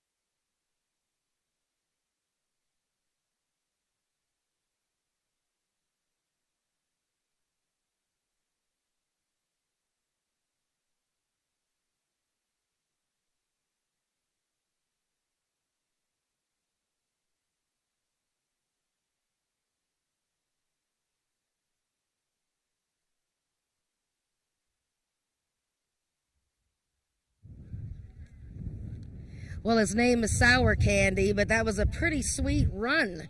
I got TP Phillips here again, and he's won 2 races today. That means that everybody who has a program here on track can trade their program in for a coupon for a free Frosty at Wendy's over here. So there you go, TP. You're feeding the crowd on all that good stuff. Anyway, Sour Candy has won the second Open Derby trial, undefeated in 3 starts now for Richard Winsakabi, who bred this Ontario bred by Just Good Candy. Congratulations to Michelle Woodley and John McInerney. TP, you're familiar with this horse. You won on him last year. He'd been away for a while, had the one workout. Some good ones in here, Valiant Chicken Snow and the 2 horse. It looked like you were playing a little bit of catch-up in the race. Is that correct? I wouldn't say that, man. No, he broke good. Okay. No, he broke good. The angle from the outside is always looking, but no, he was top 2 when he broke. So now he broke well. Now, did you think you were able to get up and beat the 2? Because it did kind of look the 2 was hanging in there pretty tough. No, actually, I mean, from halfway through, I was already kind of in front. But I just tapped him a little bit on the shoulder just to let him know we're still in the race kind of stuff. And, he kicked on sort of thing. So, no, I wasn't that worried, Well, this is a nice horse, undefeated. Both Derby trials today went in almost the same time. So we're going to take the 10 fastest times, and they're going to be in the final. That's going to be a great final. Well, I mean, today he broke well with a bell, like a prisoner from hell. Thanks to John and Michelle. And Richard Winsakabi, Sour Candy. It was sweet and dandy. There you go. More rapping from TP. He's already won 2 races today. The Derby trials are in the books. We're going to see later today. Check online on social media. All the finalists for the final on May 24th. We have the Gridiron Gallop, the first leg of the Sprint Series, coming up in 17 minutes.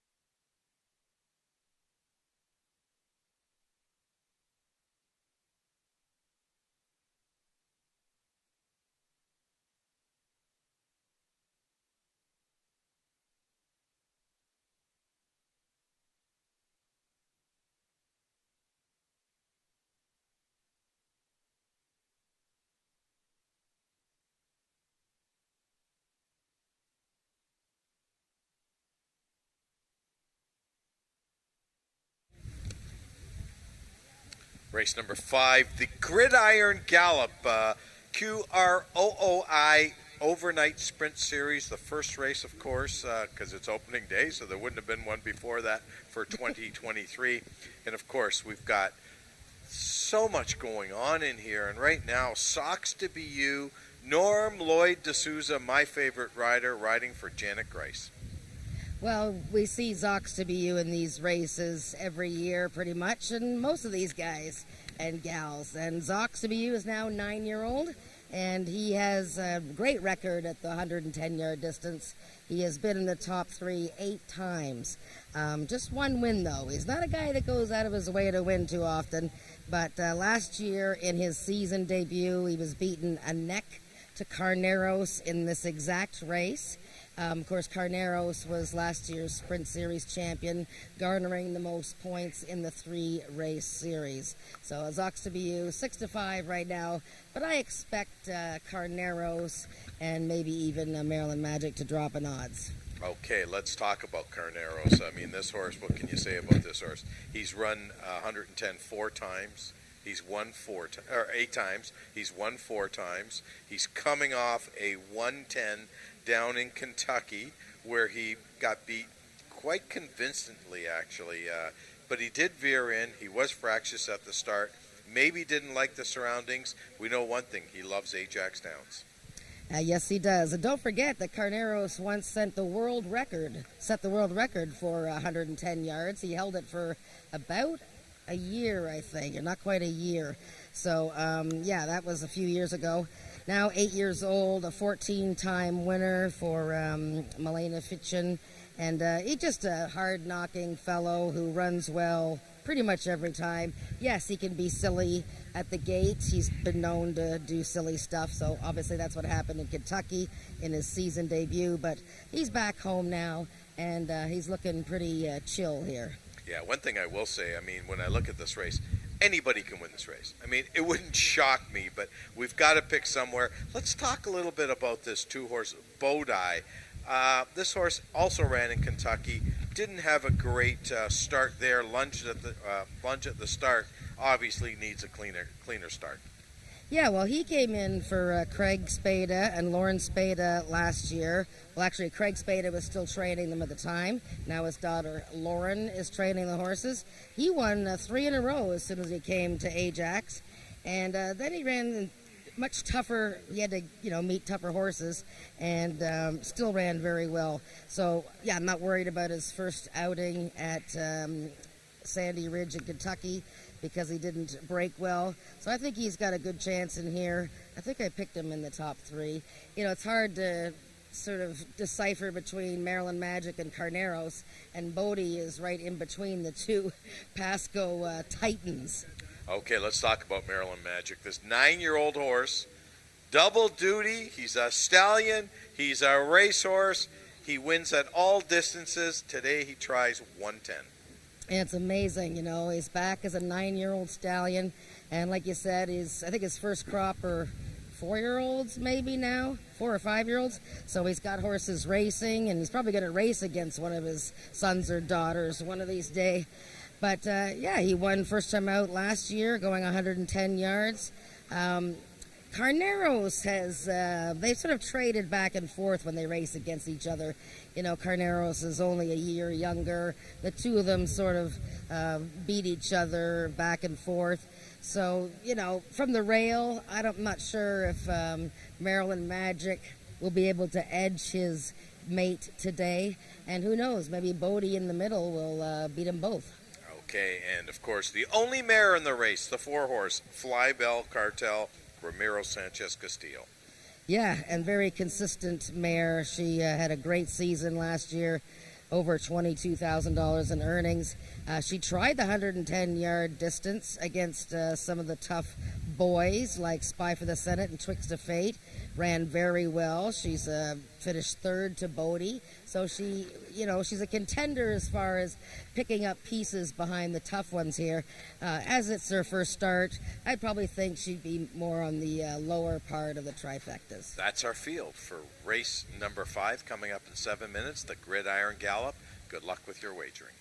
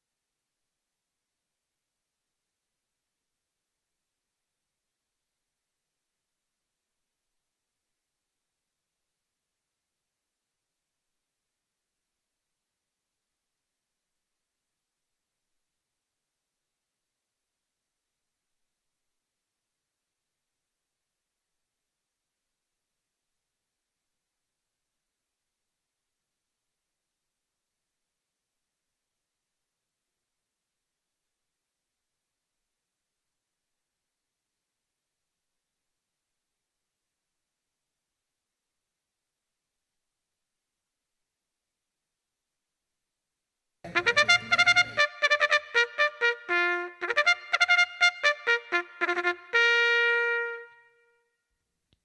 horses are now entering the track for today's fifth race. It's the QROOI Overnight Sprint Series number 1 with $10,000 added, plus up to $5,000 Ontario bred / sired, plus up to $1,500 starters bonus. Number 1 is Maryland Magic, owned by Milena Fitchin and ridden by D.I. Benitez. Number 2 is Bodie, owned by the partnership of Daniel and Michelle Lucas and ridden by Helen Vanek. Number 3 is Carneros, owned by Milena Fitchin, the jockey J.B. Botello. Number 4 is Flybell Cartel, owned by the partnership of Marie Broadstock and Peacock Cattle Company, the jockey Ramiro Sanchez Castillo. And completing the field, number 5 is Zox de Biu, owned by Steve Hunter, the Mount de Norman de Souza. That is your field for the fifth race, going a distance of 110 yards. 3 minutes till post time. Rolling doubles and the start of the late pick 3.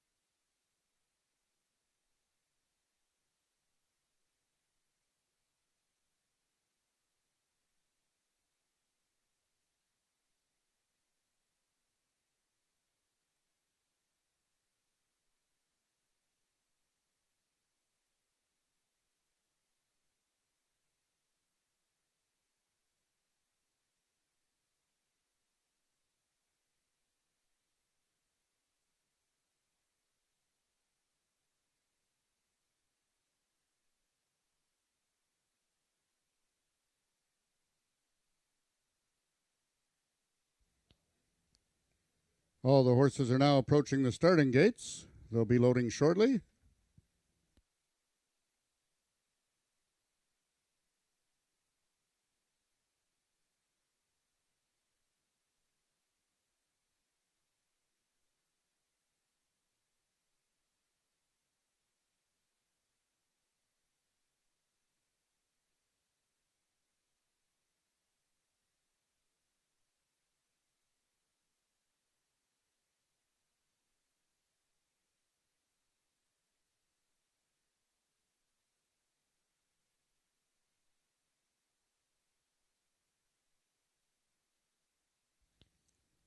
All the horses have now reached the starting point and they're loading into the gates. Number 1, Maryland Magic, 1 of 2 in here for Jason Pasco is in. Number 2, Bodie, Helen Vanek's lone mount of the afternoon. 3 is Carneros, the other trained by Jason Pasco with J.B. Botello.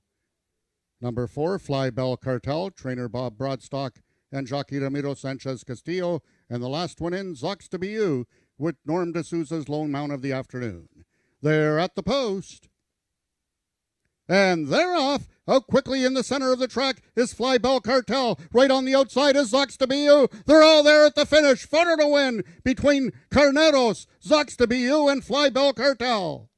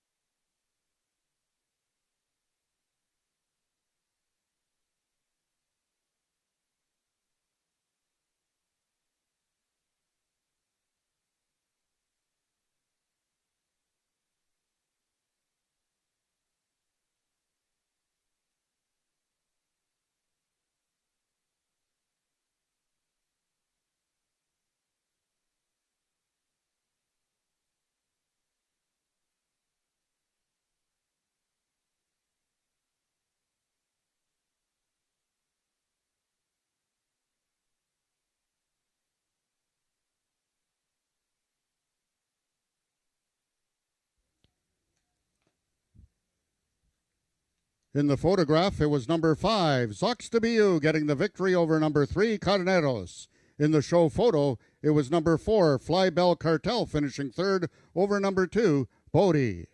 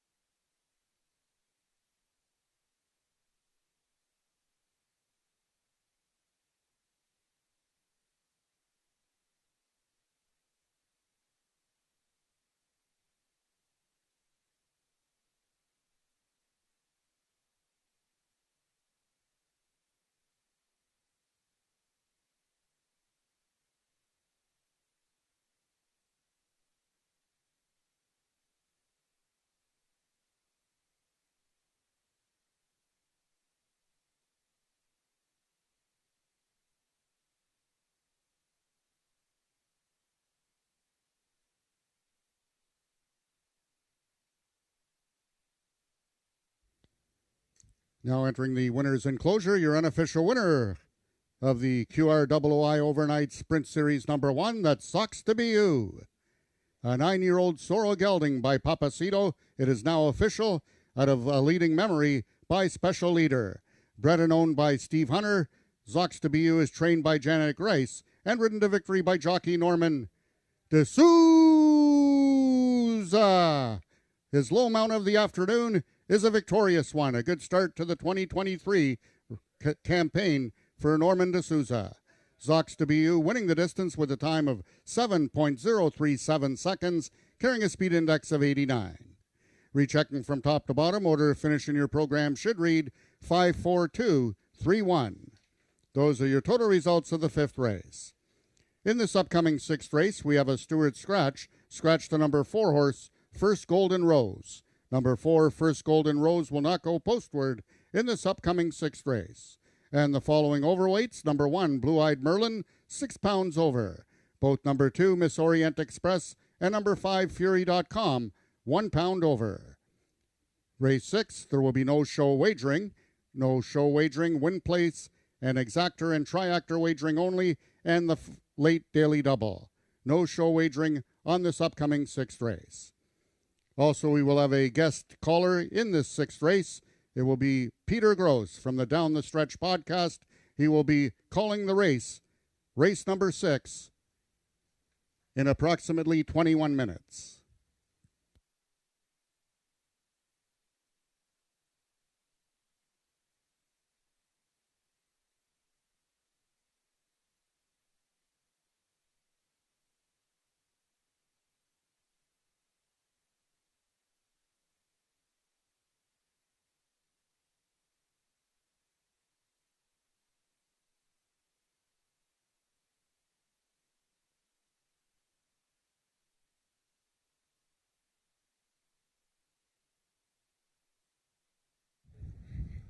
Norman D'Souza is just looking at the win photo there of the Gridiron Gallop, the first leg of the Sprint Series. The first 110 you've ever won? Well, I'm the 9-year-old horse, who didn't act like a 9-year-old after the race, by the way. Zox to BU, bred and owned by Steve Hunter in Ontario, trained by Janet Grace. Such a fun horse to watch. He's a very large horse. Norman, your first 110. Zox to BU likes this distance. You've ridden him a lot, but last year you won going 250, came close in 110 races. What was the secret today to getting him to stretch out his long neck and win? The boss told me to keep my head in straight, don't look on the guys on the left or the right. Ah, the boss told you that. Is that the boss being Steve or Janet? Both. Yeah, I was going to say, you answered correctly there, because otherwise Janet would probably kick your butt. So no looking, just get down and ride. That's it. And did it matter that you were on the outside? Did it help? Did it, with Carneros and Maryland Magic to your inside? Or you just, your horse seemed to like it on the outside? I think it helped a bit, because when we go in the 1 hole or the 2 hole, he sits too long and wait on the rest to come in. So we were the last one in, so he was ready. And did you think you had won the race? Yes, I knew. And did you hear everybody screaming for you? I did. Yo, TP, big up in him. Well, congratulations, Norman. Very nice ride. It's great to win on opening day, isn't it? I always like doing that. There you go. Well, we'll see you next time, Norman. Well done. Zox to BU, an Ontario bred for Steve Hunter, Janet Grace. That was an exciting race. We have the 6th race coming up in about 18 minutes.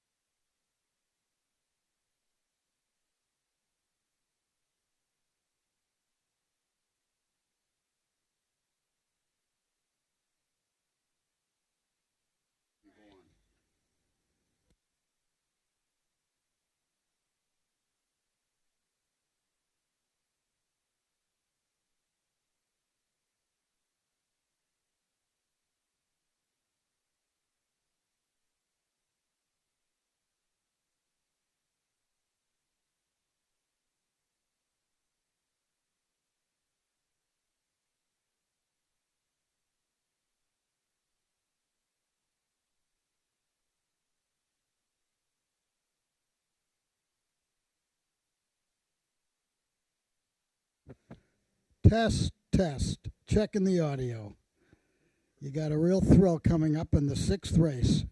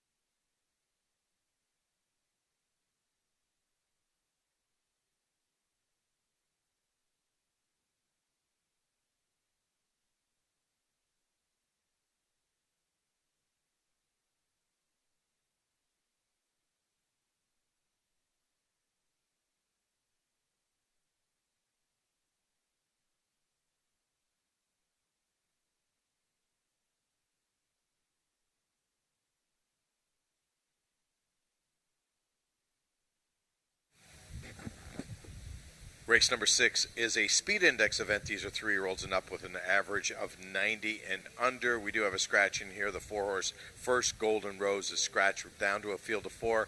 And right now, Chicks Dig My Money Bags. Josh Scott, looking for his second winner on today's card of racing, is 7-5. Yeah, no surprise there. And of course, as you know, Nick, we have a surprise guest announcer for this race. Peter Gross is sharpening up his race calling skills to call the race for us. And of course, Peter's been a sports broadcaster for many years, a scribe, down the stretch podcast and newspaper, and all-round horse racing fan. So he might be calling Chicks Dig My Money Bags. Hopefully he doesn't trip over his name. But this horse looks awfully good in this spot. I mean, he's a 7-year-old with 8 wins. And if you add up all the other wins of the other horses, you'll get 8. So he's won as many races as everybody else put together. He didn't win at all 2 seasons ago, but did take a victory last year. He's tried the Sprint Series, the Distance Series, but now he's in a Speed Index event, and he should be very tough here for Dr. Ruth Barber. Peter Gross, a legend in the sport, that's for sure, and a Indeed. legend in the city of Toronto. I tend to agree with you. I like Chicks Dig My Money Bags as well. I think this is for a 4-horse field. It's kind of interesting, though. The 2-horse Miss Orient Express, coming out of the Bob Broadstock barn, is looking for her third win in a row. And this mare had a really good year last year with 5 starts, 2 wins, and 3/3. Yeah, she did. She climbed through her conditions, won a non-winners of 2, then a non-winners of 3. And so she's starting the year in a bit of a tougher category, but she has run well when fresh on more than one occasion. And, yeah, for sure, she's, 4-horse field. She rates a chance to be in the top 2. Yeah, the one horse that kind of interests me a lot is the 5-horse Fury.com. As we know, this horse broke her maiden last year, first time out of the box, was trained by Peggy Byrne, now moves to the Jason Pascoe barn. This 5-year-old mare had a pretty decent year last year with 2 wins, 2 seconds, and 4/3. Yeah, she came here, was very busy, and picked up a paycheck almost every single time. So this is the second runner for the owners. Mark Ryu had Damn I'm Relentless in one of the Derby trials there, finished second. So now his mare Fury.com getting ready here to make her 20th career start and her first of the season. And the one horse, Blue Eyed Merlin, D.I. Benitez in the saddle. This 5-year-old gelding by He's Relentless, looking for his 4th lifetime win. And he does have a blue eye, Merlin. So if you get up close to see him here in the paddock, Blue-Eyed Merlin does have a very, very blue eye. Just about won his season debut last year in a very tough 110-yard race against Maryland Magic. This is an easier spot. He's pretty consistent. He was only out 5 times last year, but he did get a win and a 2nd place finish. And he has been known to run well fresh. Okay, that's our field for race number 6 coming up in 7 minutes. The last of our rolling daily doubles on today's card, so you want to get that wager in. Jen, I'll meet you upstairs. How's that?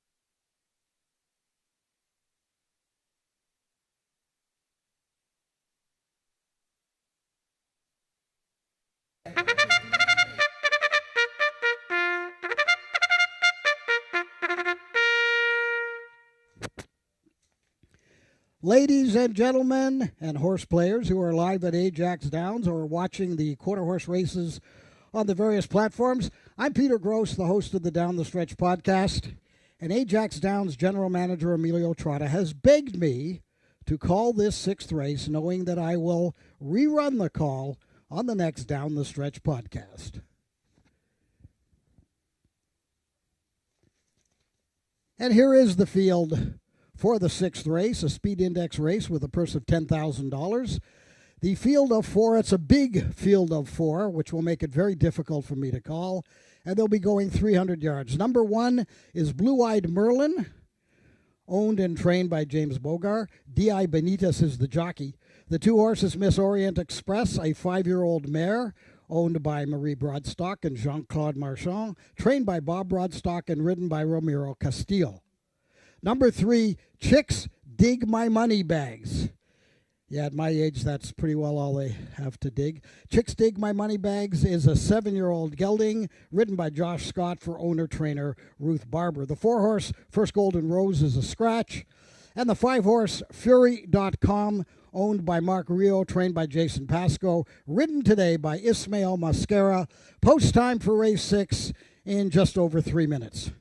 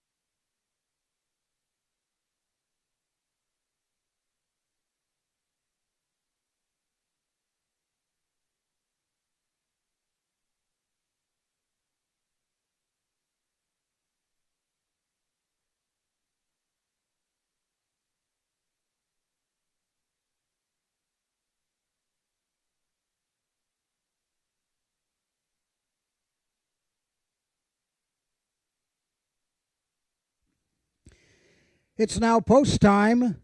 The horses are approaching the starting gate, less than a minute to the 6th race.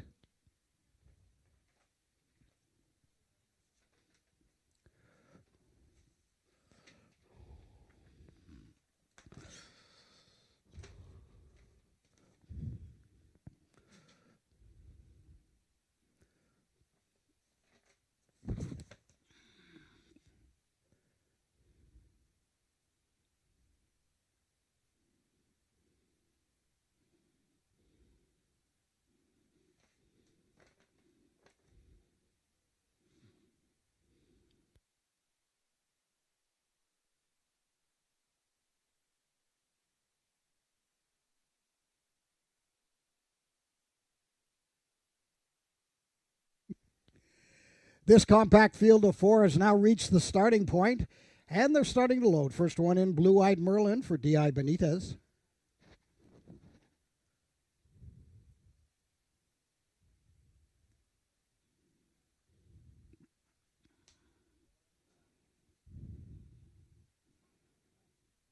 There goes Blue Eyed Merlin.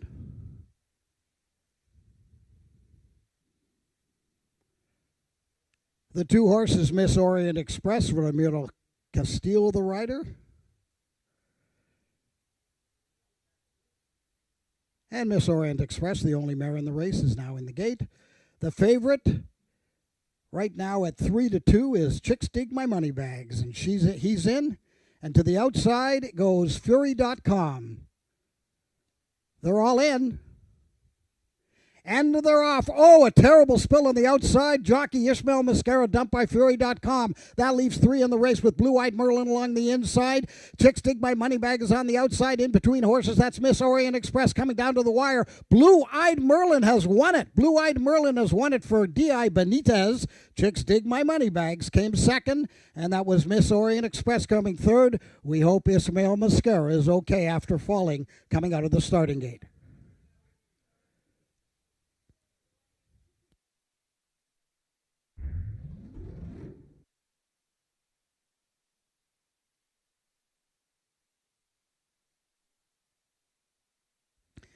1-3-2, the unofficial finish of race number 6.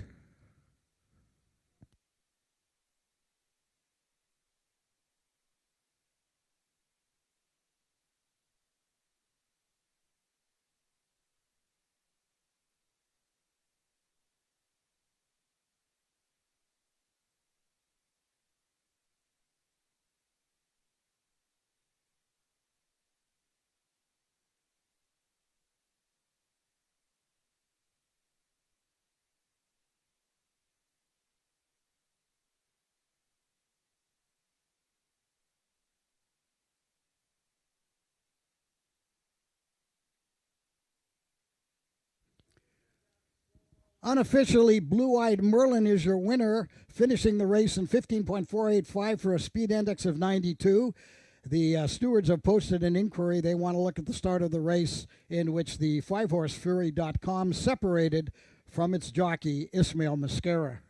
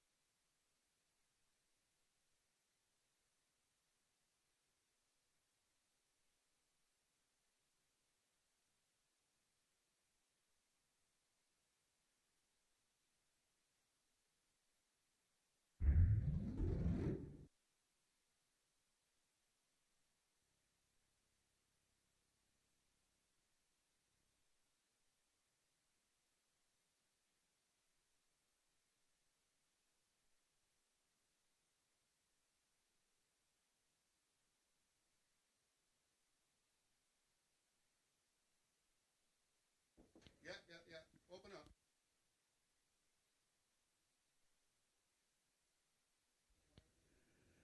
The stewards have determined that there will be no change to the running order of race number 6. The unofficial winner, Blue Eyed Merlin. Number 3, Chicks Dig My Money Bags, came second.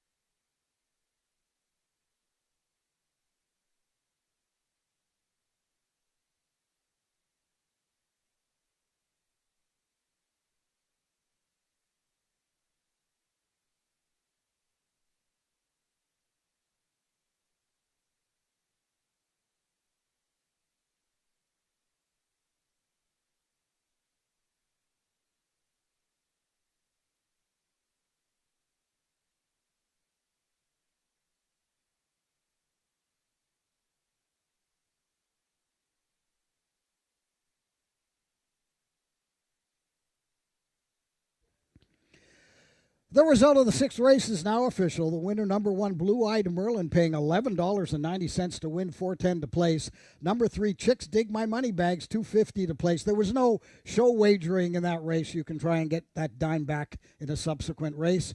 Blue Eyed Merlin is a 5-year-old gelding, bred, owned, and trained by James Bogar and ridden to victory by D.I. Benitez, his first win of the year.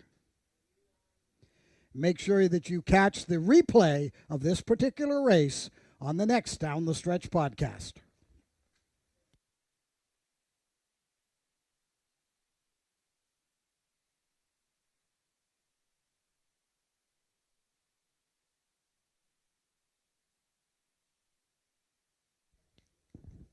Yes, I'd like to thank Peter Gross from the Down the Stretch podcast. It's the only podcast that covers the thoroughbred, standardbred, and quarter horse racing here in Canada.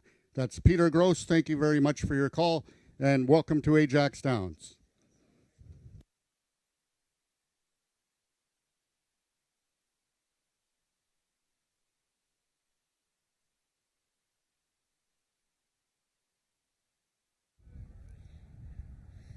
James Bogar, owner, trainer, and breeder, and his first win as a trainer with Blue Eyed Merlin. Little bit of an upset there, 300-yard speed index race, and this is a black gelding by He's Relentless, his first start of the season. Ridden to victory by Diego Benitez, who is making a home here in Ontario. I believe he stayed here in the snow all winter. Diego, your first win in 2023. How did Blue Eyed Merlin do? He break good from the gate? Yeah, he really broke really good, and he did the job really good. He did the job, that's right. And it's nice to win on opening day, isn't it? Yeah, I like it. I like it. Yeah. And you're looking forward to riding here all year? Yeah, I hope so. All right. Well done, Diego. Congratulations to Diego and James Bogar and Blue Eyed Merlin. And we have the 7th race. It's a competitive race coming up in 19 minutes.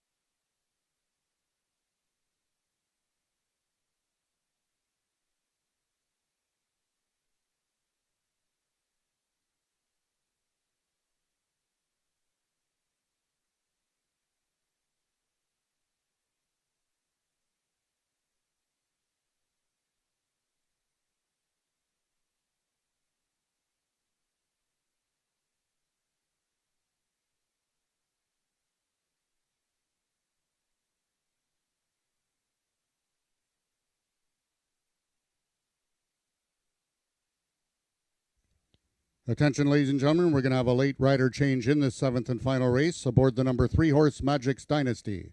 A jockey to be announced to replace rider Ismail Mosquera. He will not ride aboard number 3 Ajax Dynasty in this 7th and final race.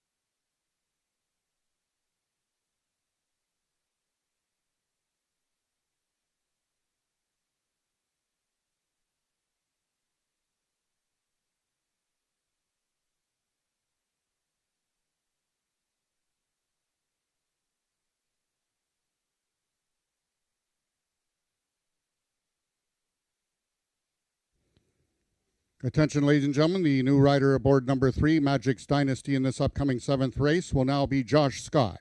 Josh Scott now rides number 3 Ajax Dynasty in this 7th race.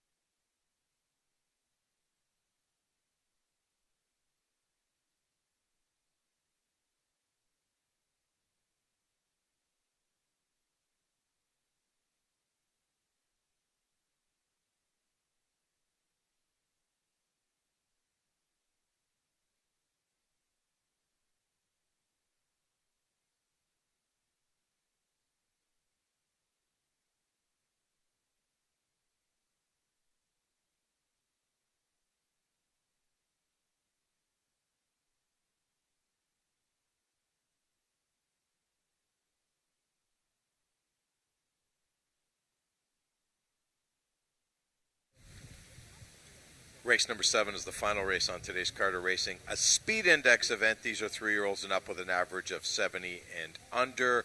220 yards the distance, Jen. The horse taking all the early money today is the 7 horse, Pretty Cold. Yeah, actually the bottom 2 horses are so far taking most of the money. I think eventually the 4 horse, Aquatica, might end up being the favorite. But right now the favorite, Pretty Cold, and whoops, there's a B here. Pretty Cold is the first starter for a new trainer, Mitchell Daniel, so good luck to him. Rachel Isaacs rides this horse, and she rode Pretty Cold last year to her maiden win. In fact, Pretty Cold went from a 3rd place finish to a 2nd place finish and then won her maiden in October. So very nicely developed there. And first time Lasix today, 9-5 on the board. But, you know, this is a pretty wide open event. I think it's the toughest betting race of the day. Let's talk about the 4 horse Aquatica. J.B. Botello in the saddle. This horse was very impressive last year, breaking her maiden. Yes, so she came in from New Mexico and ran 3 times at Ajax Downs and broke her maiden in her final outing here, and it was pretty impressive for sure. I wasn't too worried about the 68 speed index. I thought the track was a bit slow and there was a headwind that day. So I see her running in the mid to high 70s here. She's had a lot of workouts this winter, this spring. 3 Diamonds Training Center in Kentucky, and then just a sizzling move on April 23rd at Ajax. Strictly the horse to beat here. Okay, the 3-horse Magic's Dynasty, we do have a rider change. I believe it's Josh Scott, is that correct? Yes, Josh Scott's on ride. on the 3. Yeah. This horse here is another horse that was impressive, breaking its maiden last September. Another Jason Pascoe starter, and this is a daughter of Maryland Magic, who we just saw in the Gridiron Gallop, and she won her finale and had a workout on April 26th. Took her a few races to get sorted out, get that maiden win, kind of like Aquatica. So we'll see how Josh Scott does with Magic's Dynasty. Okay, and very important to note, Magic's Dynasty did beat Pretty Cold back on September 21st, breaking its maiden. Pretty Cold taking all the early money right now, whereas this horse is 10-1 currently on the board. Let's talk about the one Bodacious Tataz, Tony Phillips. Yes, TP going for the 3 wins on the 7 race card, and this is who I picked. Bodacious Tataz for Amanda McCormick, owner, trainer, and breeder. There she is right there. Oops, she just perked up there. I like the way this filly ran in her first start off the layoff last June. Just got beat a nose. She ended last year with 2 super efforts. Not convinced the inside post is the best place to be today. I'm not saying that it's terrible, but sometimes it can get a little deeper than the outside part. But I'm definitely going to use her on the class drop. Well, let's hope Tony Phillips gets his hat trick tonight, and let's hope that Austin Matthews gets a hat trick tonight. Thanks for joining us on this beautiful day here at Ajax Downs. We're going to be back with you next Wednesday and every Wednesday for the month of May. Thanks again for joining us. Drive safely. We'll see you next week.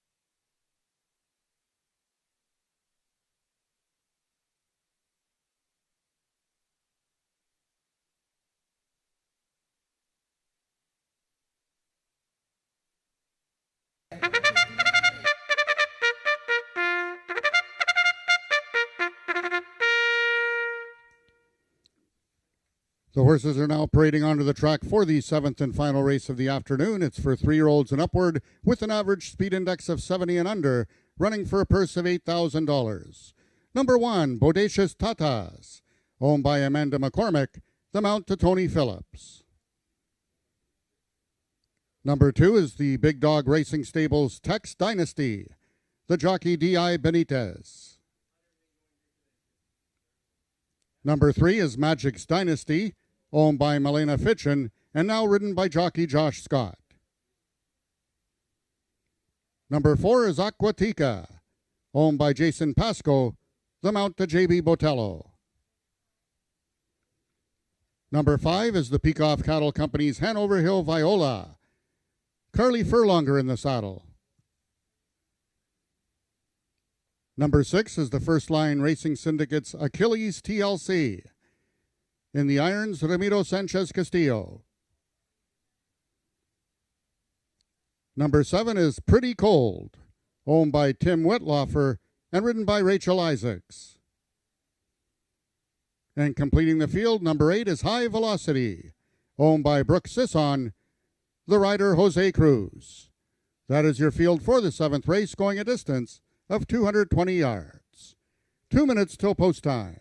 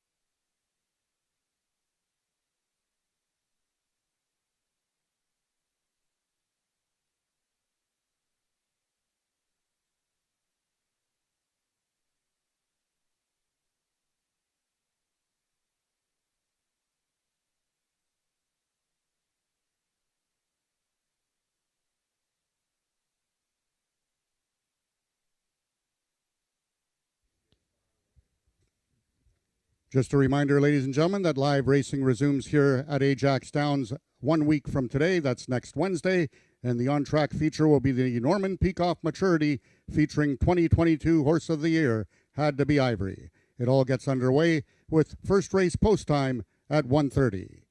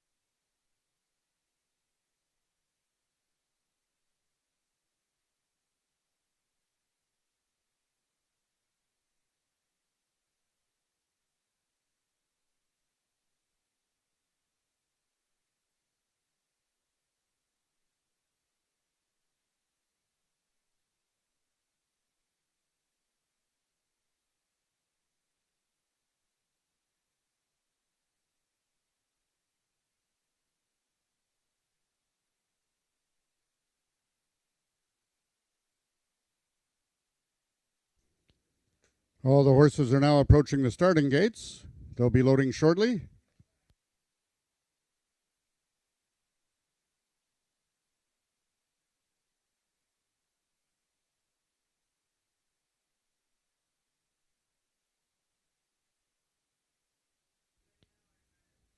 All the horses have now reached the starting point. It's post time.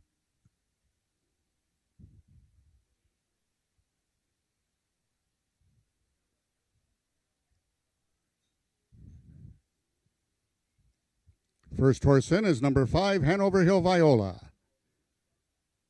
Number 1, Bodacious Tatas is in, trying to give Tony Phillips the hat trick this afternoon with 3 winning rides. Number 6, Achilles TLC. 2 is Tex Dynasty, one of 2 geldings in the field. Number 3, Magic's Dynasty, one of 2 in the field for Jason Pascoe. 7 is Pretty Cold, running with first-time medication. 8 is High Velocity, and the last one to load, number 4, Aquatica, the lone gray in the field. They're at the post. And they're off. Aquatica quickly in the center. To his outside is Hanover Hill Viola. Along the fence, both Bodacious Tatas and Tex Dynasty. Aquatica is going to give Jason Pascoe both 2 wins on the afternoon. Second was Tex Dynasty, and Hanover Hill Viola completes the triactor. Race 7, numbers unofficial, 425.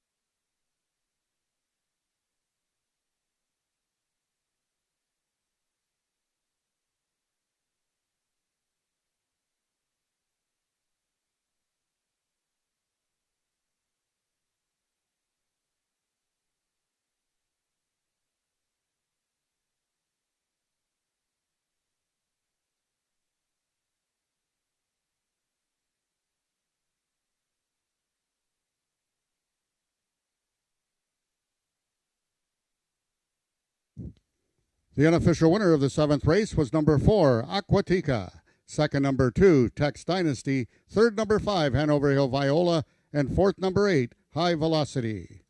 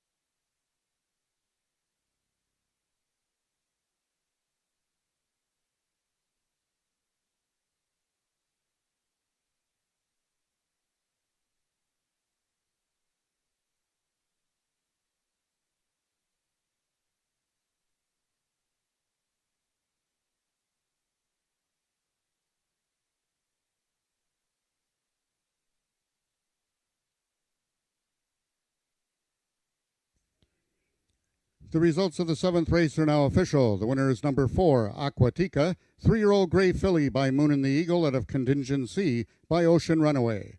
Foaled in Texas by Bobby D. Cox, Aquatica is owned and trained by Jason Pasco and ridden to victory by jockey J.B. Botello. That's the second winner on the afternoon for owner-trainer Jason Pasco and jockey J.B. Botello.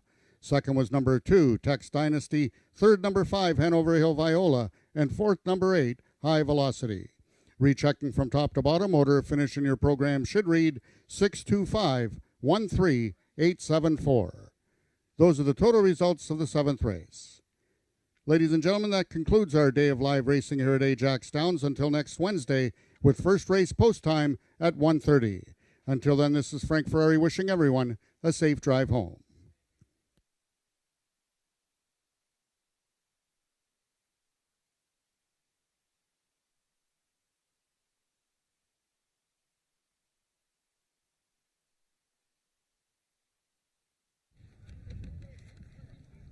Well, they won the first and they won the last. This is Jason Pasco, actually, trainer Jason Pasco, won the first and the last. J.B. Botello with me, won the first and last. And this is Jason's own horse, Aquatica.